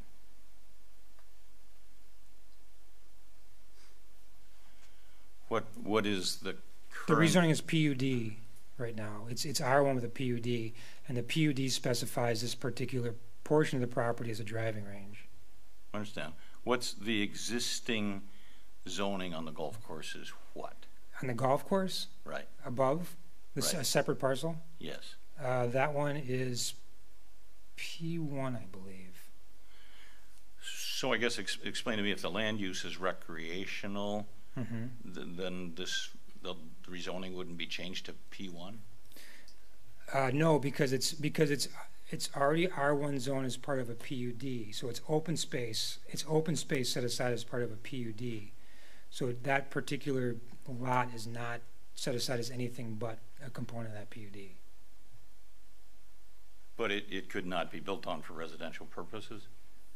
It's an outlot in the CSM that's designated as not buildable, and this changing the plan from residential to recreational would also reinforce that.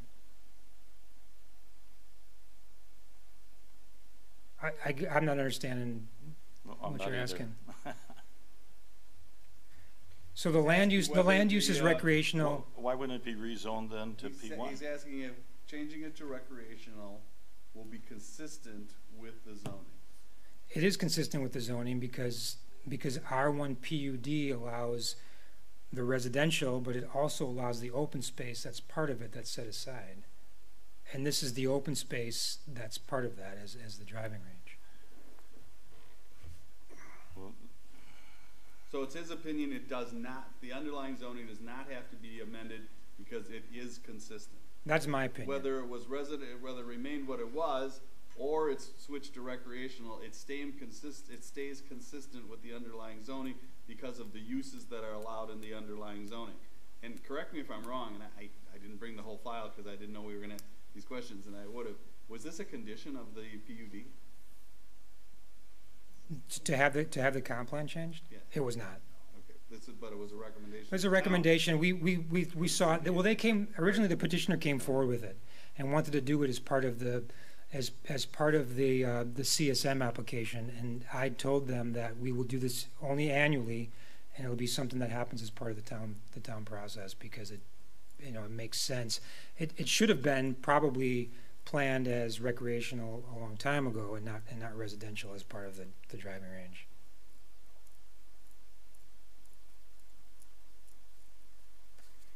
Any other discussion on that? And we can move on to 12, Resolution 2019 R01 for comp plan amendments for Merrill Hills Driving Range, part of tax key WAKT 136-897-8003. Discussion by the Plan Commission. In action on the Plan Commission. Is there a motion to accept Resolution 2019R01 from the Plan Commission? If I may, the timelines, did you want to discuss that? Well, the board gets involved after Kathy places a notice and there's 30 days or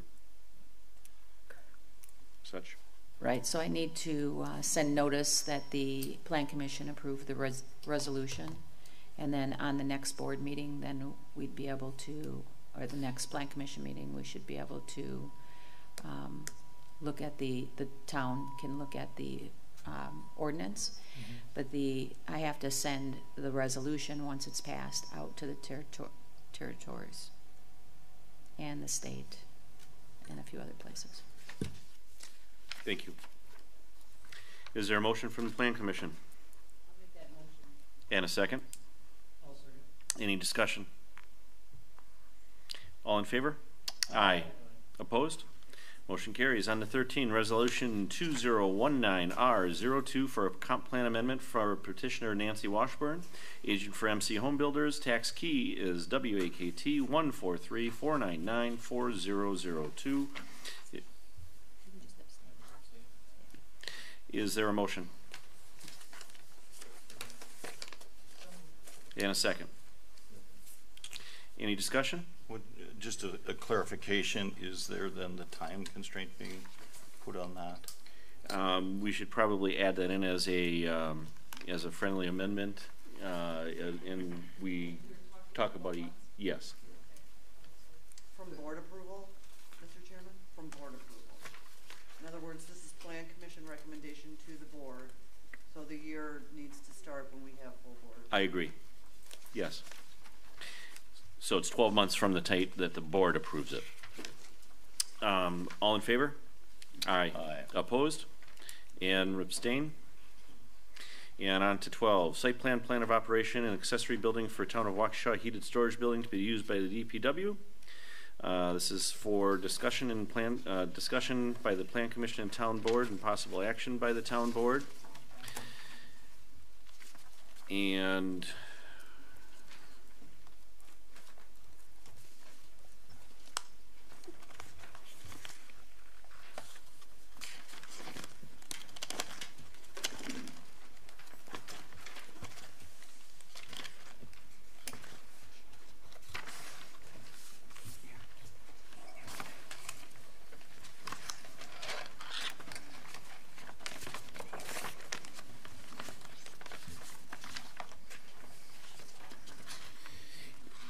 ultimately, we're not doing anything with this tonight because it's got to get rebid, correct?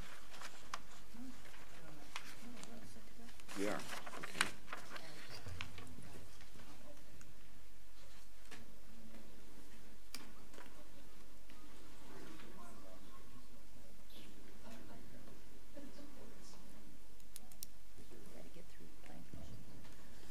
That's what I just said. This has nothing to do. He said, what about your letter? I said, this we're not talking about that. We're not on that.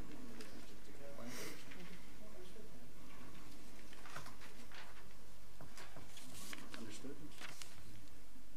Clear as mud. Excuse me. Sean. Are these agenda items out of order and that we're doing number 12 twice?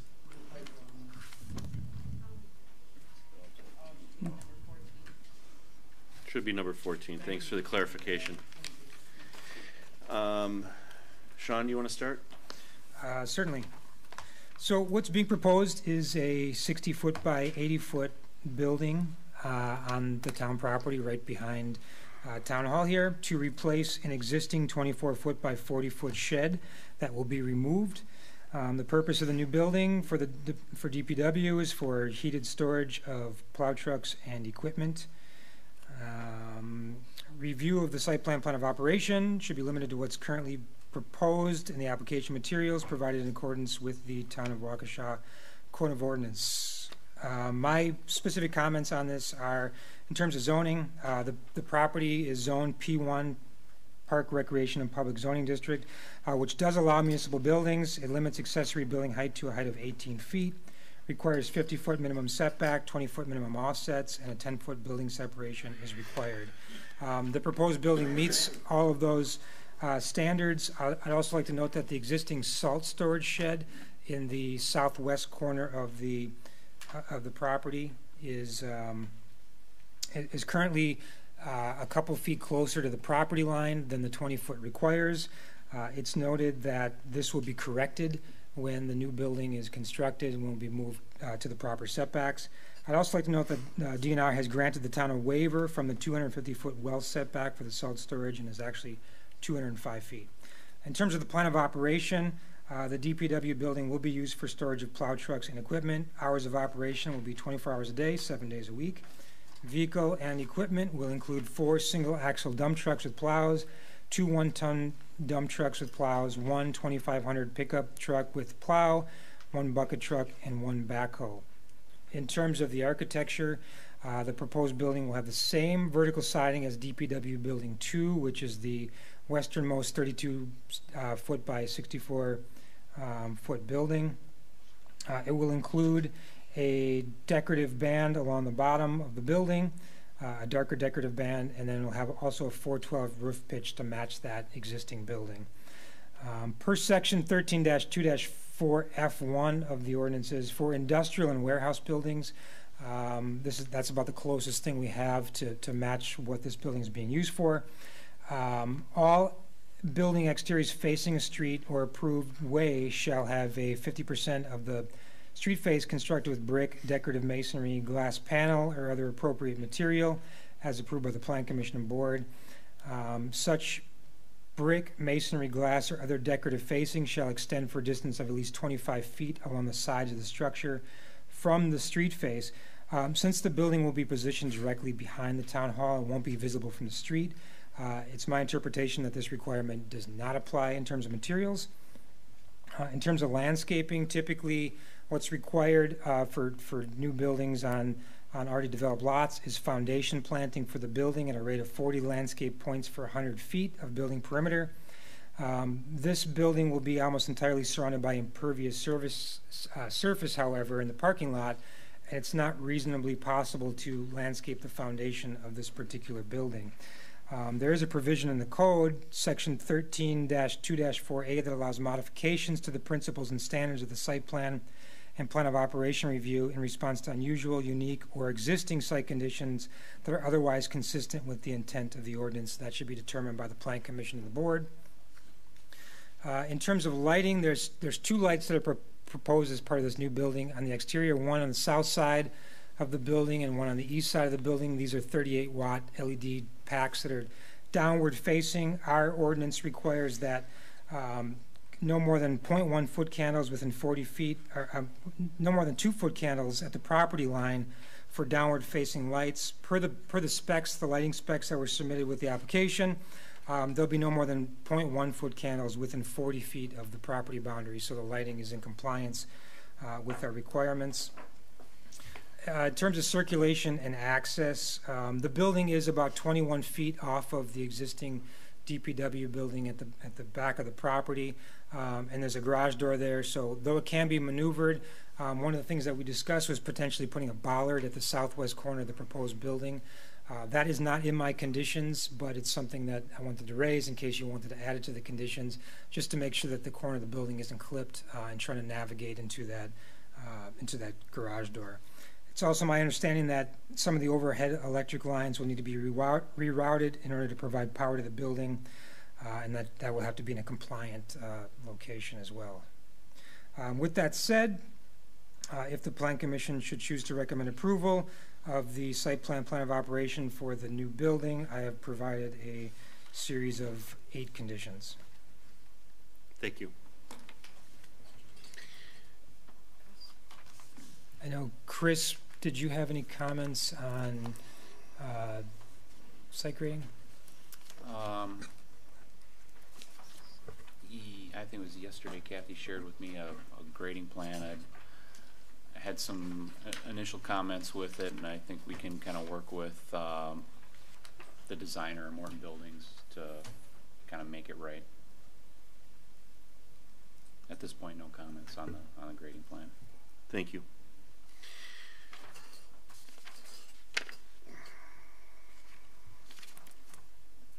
We do have someone from Morton here if you have any questions. Fair enough.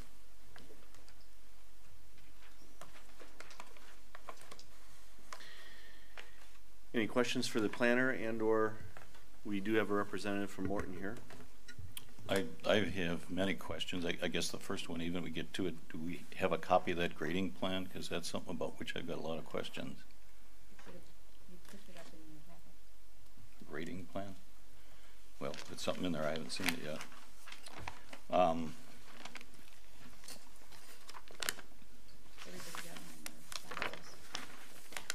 That's something for that. I haven't seen it. I've got a lot of questions, Mr. Chairman, if I could begin to go through them. Go ahead. First comment would be this. This is not a site plan It appears to me to be a copy of the site survey that was prepared for the town of Waukesha several years ago by Jason Meyer of MRM Surveying LLC, into which someone has integrated the outline of the new building in a couple of lines. I'd like to know who prepared the drawing that's on the screen up there. The builder. The builder prepared that? Okay. Is the builder a registered architect or registered professional engineer? You want to come up and answer, would you? I got it from the builder. Scott Cayley, Morton Buildings. Yes, we do have registered engineers and architects. Okay, and who would it be that prepared that then? It was a draftsman that has not been stamped. All right, okay. I guess that a little bit leads into another question, a little bit to get ahead of it. But are you then the one? Your company is going to be presenting all of the site plan specifications, all the drawings and everything to the state for state plan approval? Is Correct. That all your responsibility? Yes. Okay. All right. Question I guess I've got is who decided to place the building or orient the building in that location? That decision was done by the DPW director and myself. Okay. Okay. What is the floor elevation on the building proposed to be, please? That one doesn't show it. It's approximately I'm going from memory here. I think it's 4 inches above the existing one to the north. Isn't that the identified as the 817.80? Yeah. Oh, that's not the one. Okay, yes. Well, I guess a couple things, and I haven't seen, or nobody's seen this grading plan yet. Well, all right, I saw it 30 seconds ago, okay? It was in the packet for night, but the concern that I have got about this is the water on this appears to be draining right at the southeast corner of the building. You're going to have a swale between the north building and the new building, and then you're going to have another water going between the existing 32 wide that faces north-south, so it'll be going in between there as well. We don't really have a lot of other places to send the water.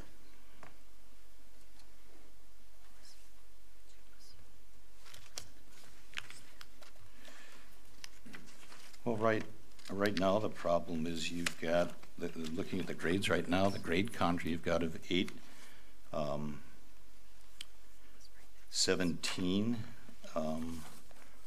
around that building. All the water is draining straight at the building. What's that? But the building would be higher. Yeah. Okay, well, I mean, issues with this, I think that building, I mean, if you look at it, so we're not going to have water running into her at the building. I think that building's got to be higher than the 817.80, and I don't see how you're going to get, even on the grade contour at this, I mean, you've got a grade contour coming through the buildings there of 817. There's no way that you're going to be able to have that distance and get that around the building. I mean, if you look at the survey, the existing Public Works building has got an elevation of 817.10 out at the northeast corner of the building. I mean, you're proposing... Where are you pointing to? Northeast corner of the existing building. Not the new building, the existing building. Existing DPW building. Off of it. Over there? No, to the north. Further to the north. North? Right there. Okay. So you got 817.10. Right. You're never going to bring water out of that 817 contour that goes way back between the buildings. You probably got 100 feet to run there, and that's at a higher elevation. Well, those are all existing already, so whatever's running is running. No. Those lines to the north? No, I'm talking about between the buildings. Okay. The grade contour, you're never going to drain water out of that between the buildings that way. Talking about right here. Talk about that area right there. That right there. Okay, sorry, I thought you were talking about the You're never going to get through there with that. And, I mean, I guess the other part of it, explain to me that new building, I think it's going to be higher than that. Is this I mean, the drainage between the new building and that existing metal building, I mean, I went through that, and I think you've probably got 3.5 feet or something between what you're going to need between the new building and the other building. I had that figured out like it's 17 feet. Yeah, I just don't think that's going to work at all. Because we're going to have retaining back there. We'll end up having concrete retaining back on that back wall. So you're going to expose the foundation wall and lower the grade then around all of that? No, we're actually going to have concrete retaining block back there. And where's that on the drawing? It isn't shown on the drawing. Okay, well, I guess I'll move on, but the grading stuff, I mean, that's supposed to be on the site plan.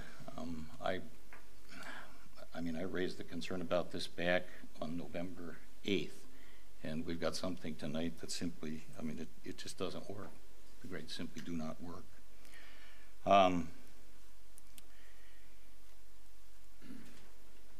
Well, I guess moving, yeah. I was going to say that I know that Engineer Ginelli said he would work to make sure that the grading plan worked for the building.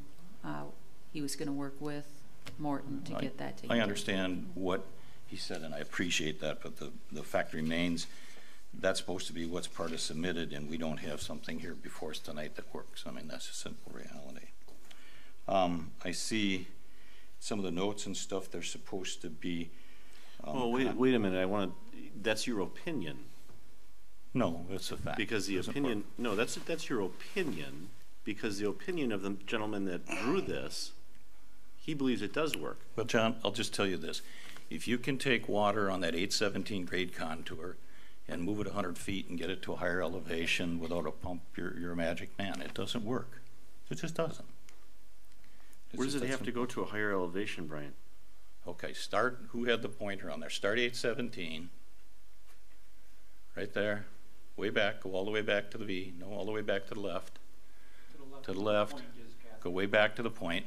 Yeah. Okay, and that is basically lower than the northeast corner of the existing building. You can't get water to go uphill that way. It's not going to work. That's 817.1. That's 1/10 of a foot higher. Go to the northeast corner of the building. Northeast corner. Northeast. Right there. That's probably close to 100 feet away or more, and it's 1/10 of a foot higher. Well, it's actually 65 feet away, but... No, it is not. Well, look at the distance, the length of the building is 66.5 Yeah, but you feet. got to come another 60 feet or more back the swale. It's probably 120 feet. It doesn't work. Okay? I mean, that's probably, I mean, the building length there is 80 feet. That's got to be 65 to 70, and you got another 66.5. You got 130 or 140 feet. I mean, you need typically, Chris, a 1%. On that 1% grade, if you're going to have 870, I mean, you've got to be almost 1.5 feet higher. You'd have to be like at 818.6 there in order to make that work. It won't work. And you can't raise the grade along that existing public works building. There are weep holes and stuff in the bottom of the wall. I think the It intent, doesn't work. I think the intent Mr. Morton, was the intent to push that water to the west? No. Well, let him answer it. In between the buildings that would go to the west, anything north of that building is existing asphalt, so that's all draining to that north already. He's talking about between the buildings. Your grading plan shows that draining to the east. Right. That's what that V shows. I think we should change that draining to the west, is my opinion. I agree. Problem solved. Well, I guess not so fast. You take the north or the southwest corner of the building there, okay? You've basically got 819.30 to 818 to 817. You're draining straight at the building corner there. You're not going to get, how are you going to drain from 817? If you look at the grade contour, go to the southwest corner of the building. Okay, or southeast corner, right? You're talking the new building? Southeast of the new building. Okay. All right, just go right off the corner there. You've got 817, right off the corner. Just the grade contour right there. Yeah. Tell me if that's 817. how you get from there to 817.1 at the northeast corner of the existing DPW building, which is, again, probably 140, 150 feet away. You got to be higher there. You're never going to drain that. Anything to the south of that existing building is going to have to go to the west in between that 32-foot wide building. How does it get from 8 on your grading plan there, 817 off the southeast corner of the building? The building isn't high enough there to drain the water either way, okay? So 0.8 of a foot? What? Because the building is at 817.8? Yep. But I'm saying you've got to have a higher grade at the southeast corner of the building, or you're never going to be able to drain to the north. And you're not going to be able, at least the way you've got this drawn, you're not dragging that all the way around to the west. Not the way this is drawn. So I would agree. It doesn't work. I guess my answer would be is that we would, when we provide a stamped site plan, that it would show drainage. Okay, well, I guess let's move on from there, but that's supposed to be part of the site plan review, and the bottom line, it doesn't work. Let's, I guess, move on from there. I know the proposal includes concrete approaches. Are those at the man doors or the overhead doors? How big are they? Those should be shown on the drawing with grade elevations and so forth. Where are the concrete approaches? Okay, we'll have to put them on your drawing. Okay. Another concern that I've got, and again, I've read your proposal that shifts a lot of the responsibility to the town. We're building over the abandoned leaching cesspool. I think that should be shown on the site plan. And I think part of what needs to be done with this due diligence and stuff is there should probably be some soil testing there. There probably ought to be permitting from the county or what or not in conjunction with that. Do you know, or have you located the abandoned and existing concrete septic tank, or do you even know where that is? Our excavator did. They had a proposal to us to pull that tank out and replace it with granular fill. So that should be shown on the drawing then. So they're going to remove the entirety of the existing septic tank? The tank, yes. And that's included in your proposal? Correct. Yep. Okay.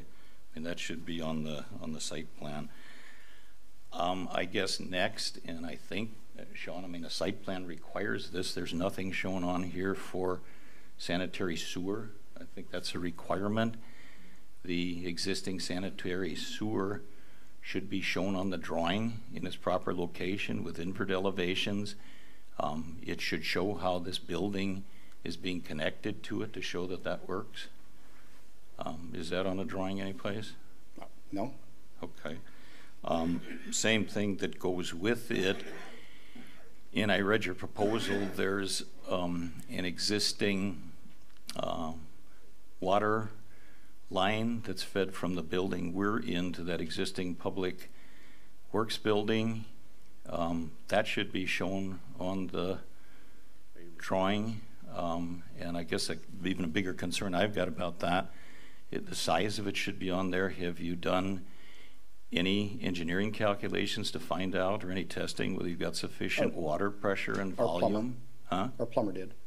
That's typically done with design build, that your plumber checks the existing size of the facility. Well, so yeah. I guess my point would be on this is, if we're lacking things on the site plan, that we would just get a written explanation of what you would like on it, and we would be happy to put all those things on it. Okay, well, I guess that's, I'm sorry, but I didn't see any of this until just the other day. And I'm not so being that's antagonistic. I think, no, I'm not. I think both you and I are understanding that, we are. Yeah, we need to get it done. But, I mean, our interest in that is, I mean, you've given a proposal that requires the town to do all kinds of private locates and take responsibility for damaged things and everything. I think a good site plan, there needs to be some due diligence and so forth, put things in there.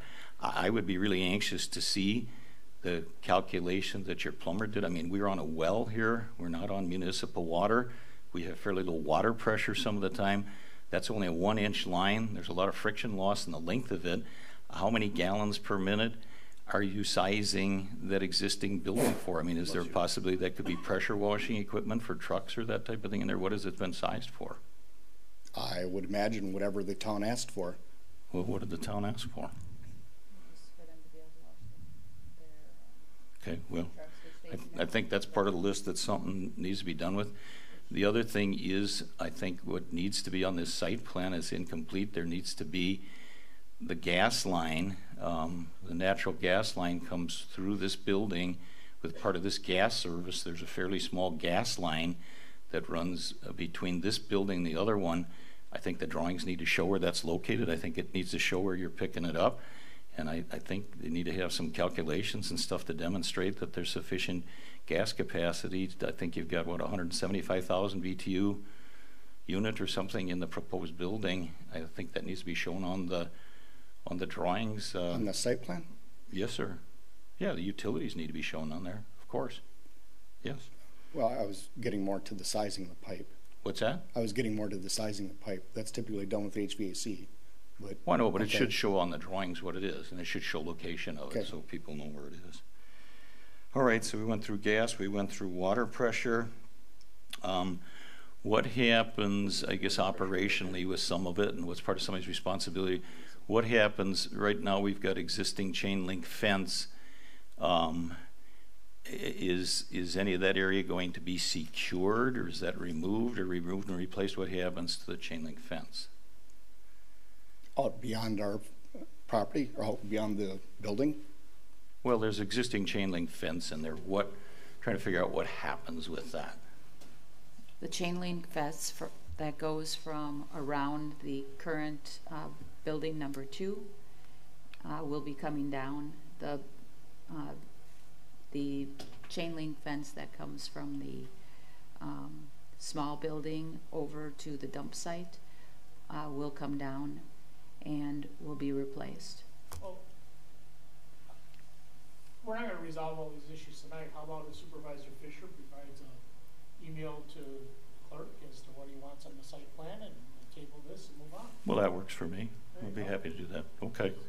Would you like to make that motion? I'll make a motion. We table this until the plan commission meeting. Well, it's Plan Commission needs to do that first. Well, I'll make the motion. I'll make the motion to table then, so we can get the rest of the information. Okay, but let's have a date of when you're going to get that list to the clerk.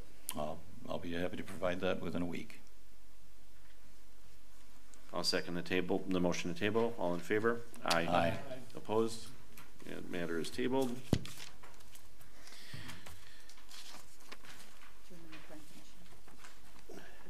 Yep, I'm getting there. 14. Is there a motion for the adjournment of the plan? Wow, you guys are in a hurry.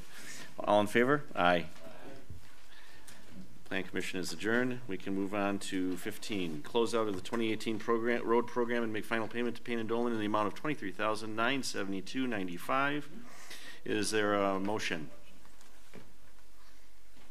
I'll make that motion. Is there a second? Second. And any discussion? Madam Clerk, I'm sorry. Just for the engineer, everything's in order? Yes, sir. All the work's been done and punch lists are complete and life's good. Very good, thank you. You're welcome. Madam Clerk, a roll call vote, please.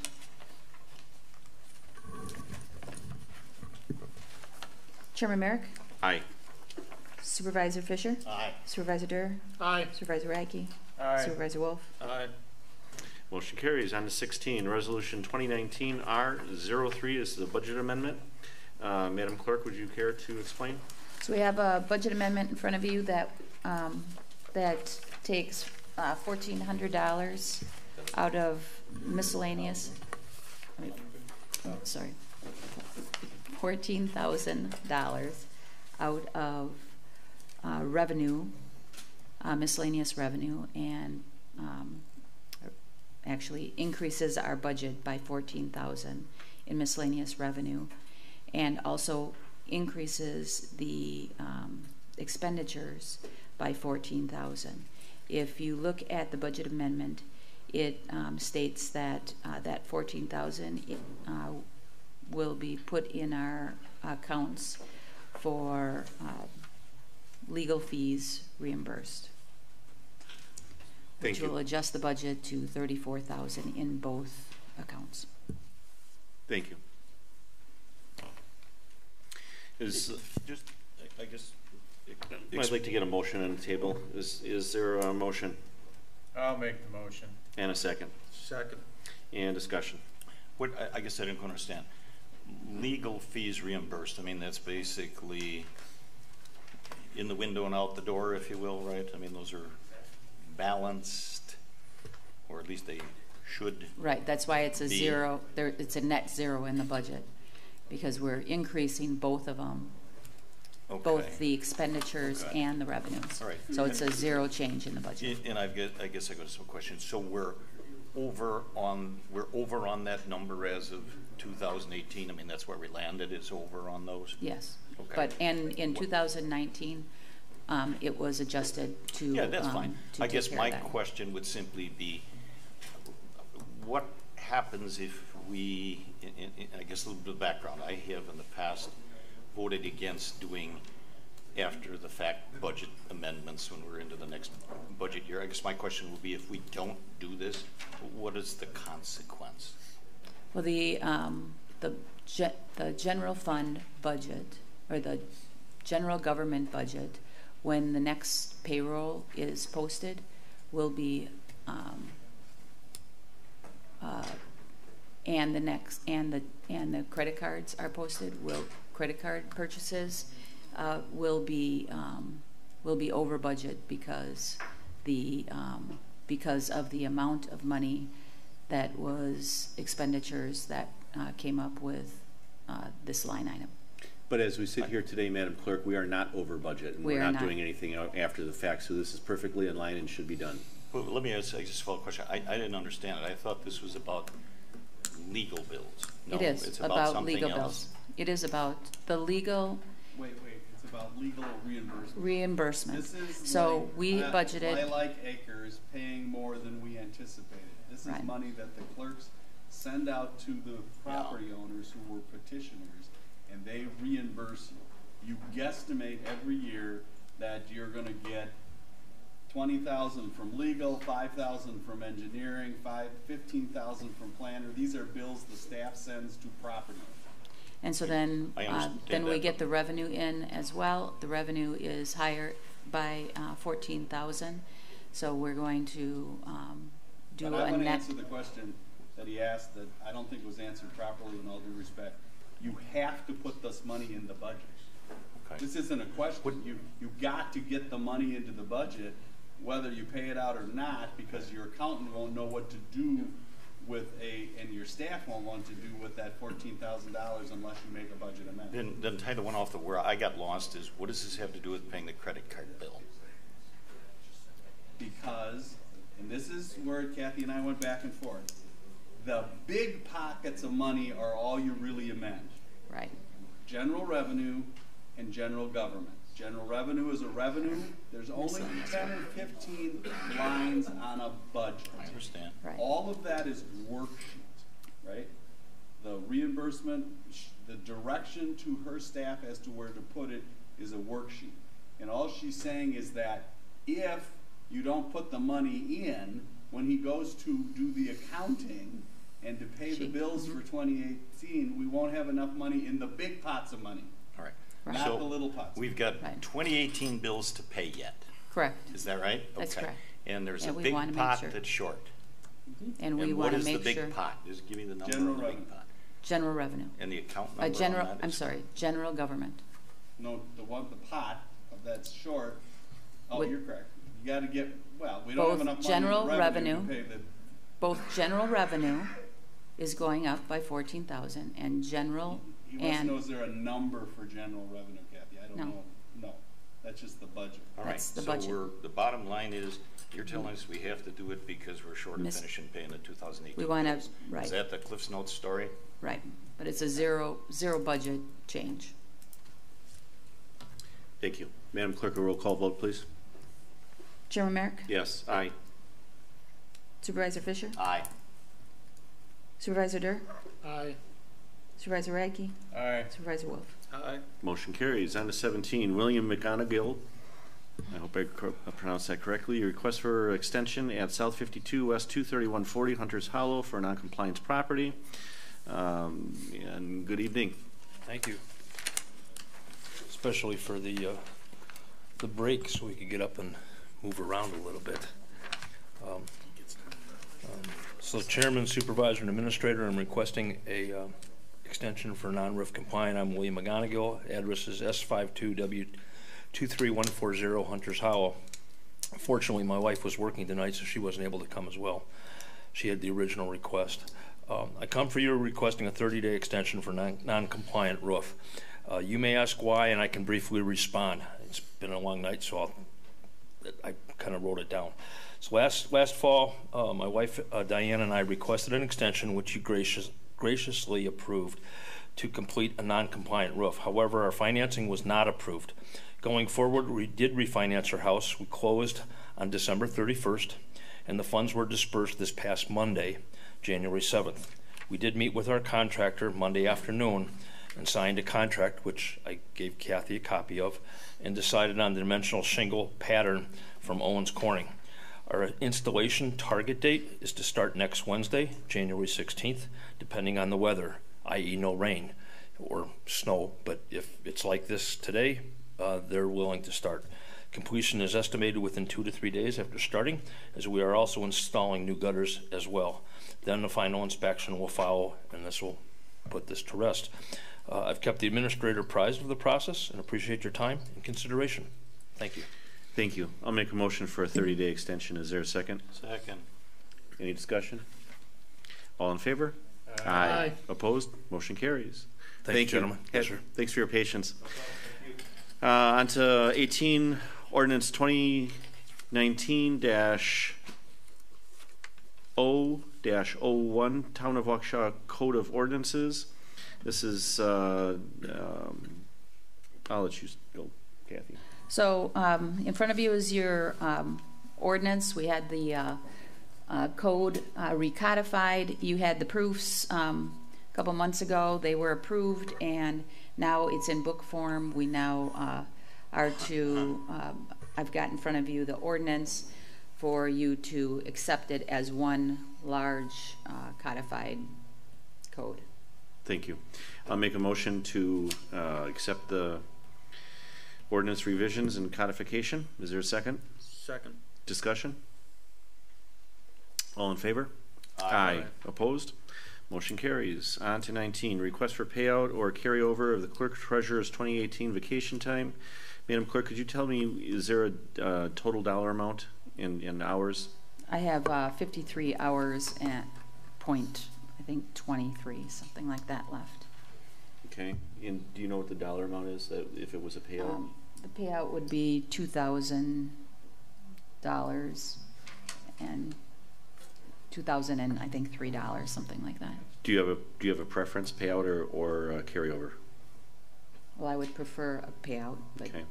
I will make a motion to pay out the clerk's unused vacation time. Is there a second? I'll second. Discussion?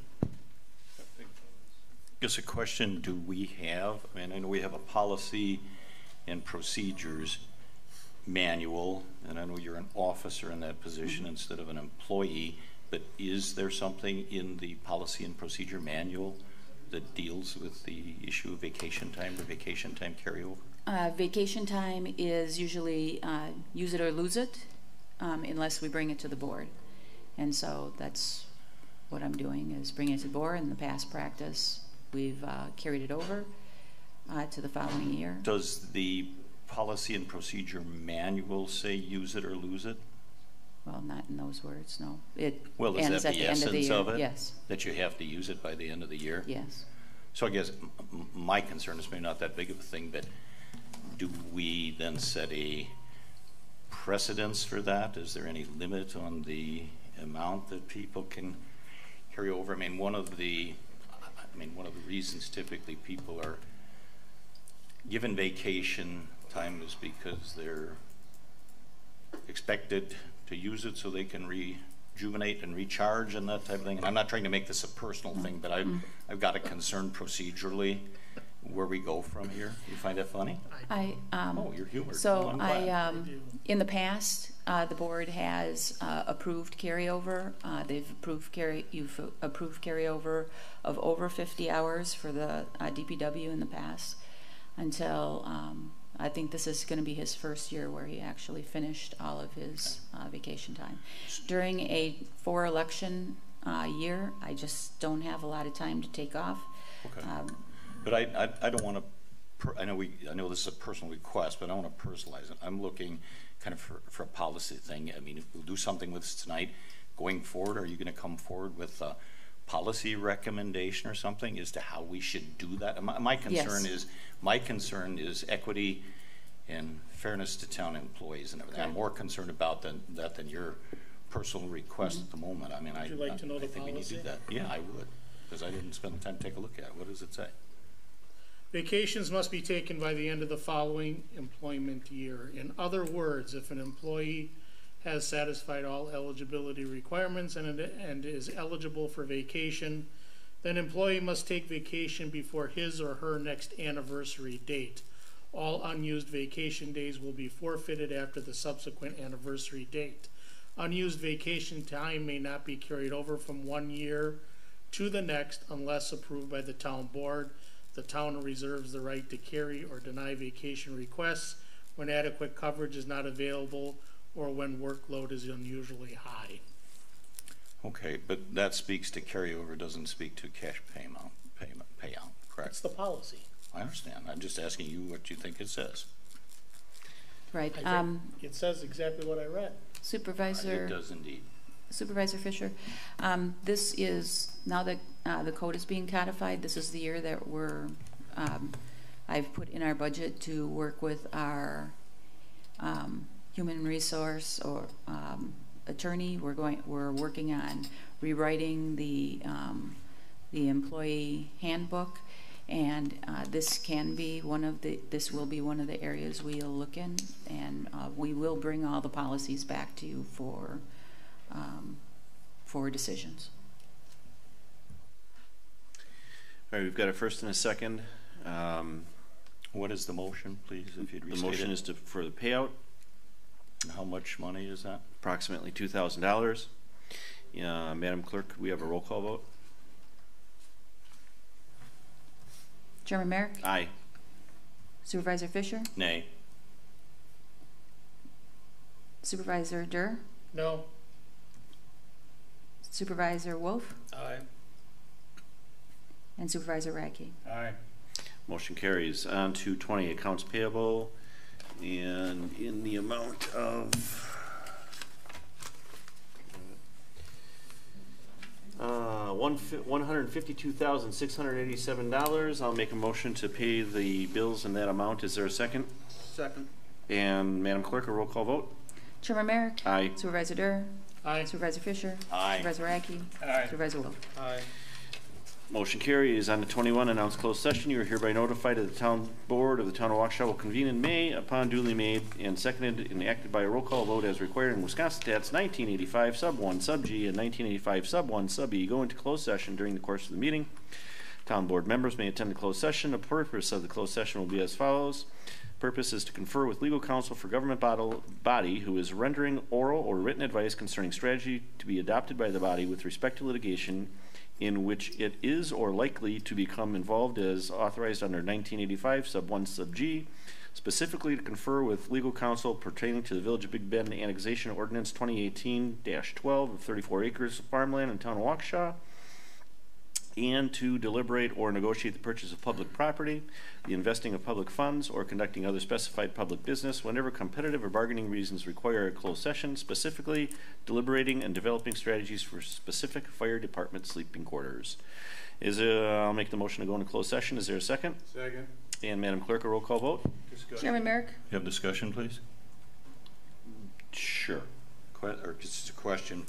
What does the addition for the fire department sleeping quarters have to do with purchasing public property, investing public funds, or conducting other specified public business whenever competitive or bargaining reasons require a closed session, what justification is there to go into closed session for any of those purposes? You will find that out in the closed session. No, he has a right to know that so he knows how to vote.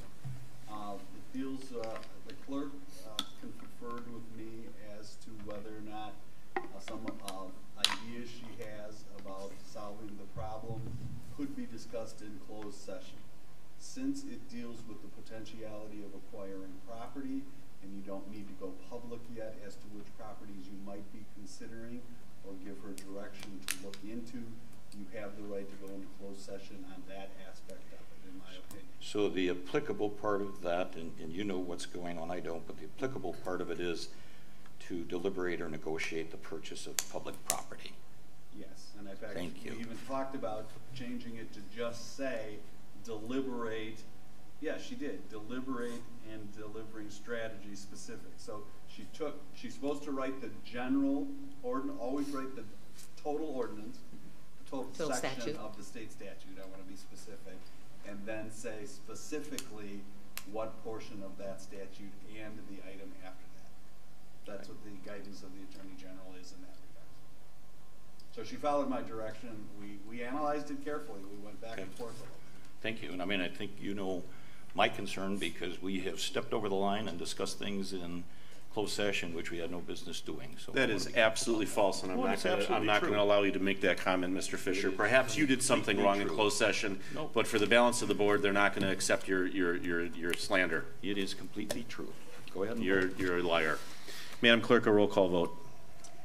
All right. Chairman Merrick. Aye. Supervisor Fisher. Aye. Supervisor Durr. Aye. Supervisor Wolf. Aye. Supervisor Radke. Aye. We are in closed session.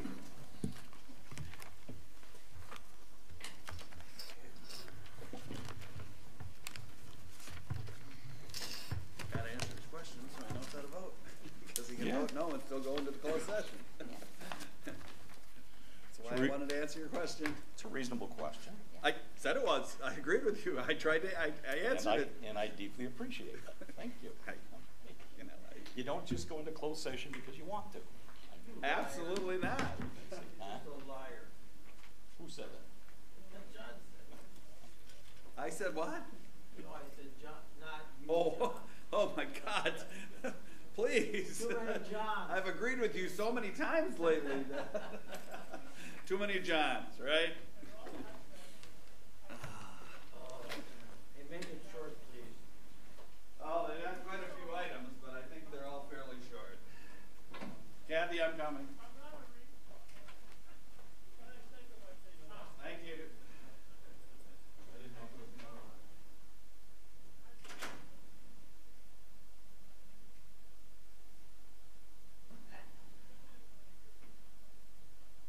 Liar. He didn't have to be there.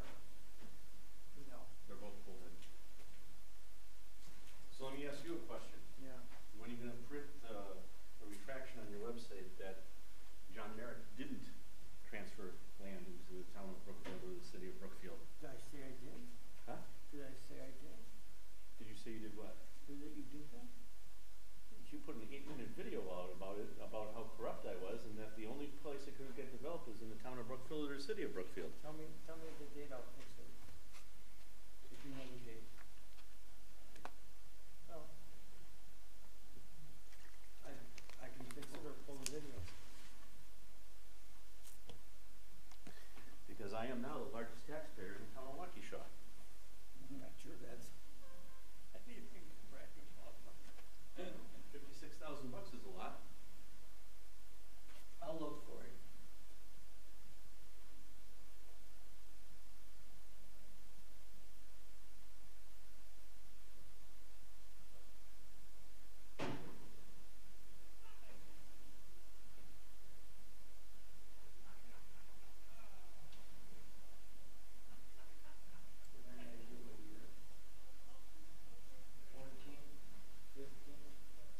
It would have been probably in 16.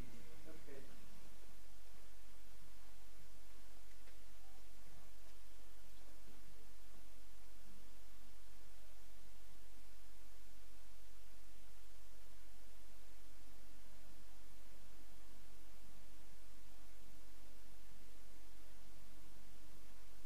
I was wrong and I'll address it.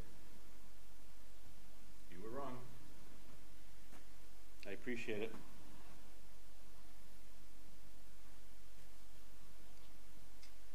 But next year when that's fully assessed, it will be a $56,000 tax bill.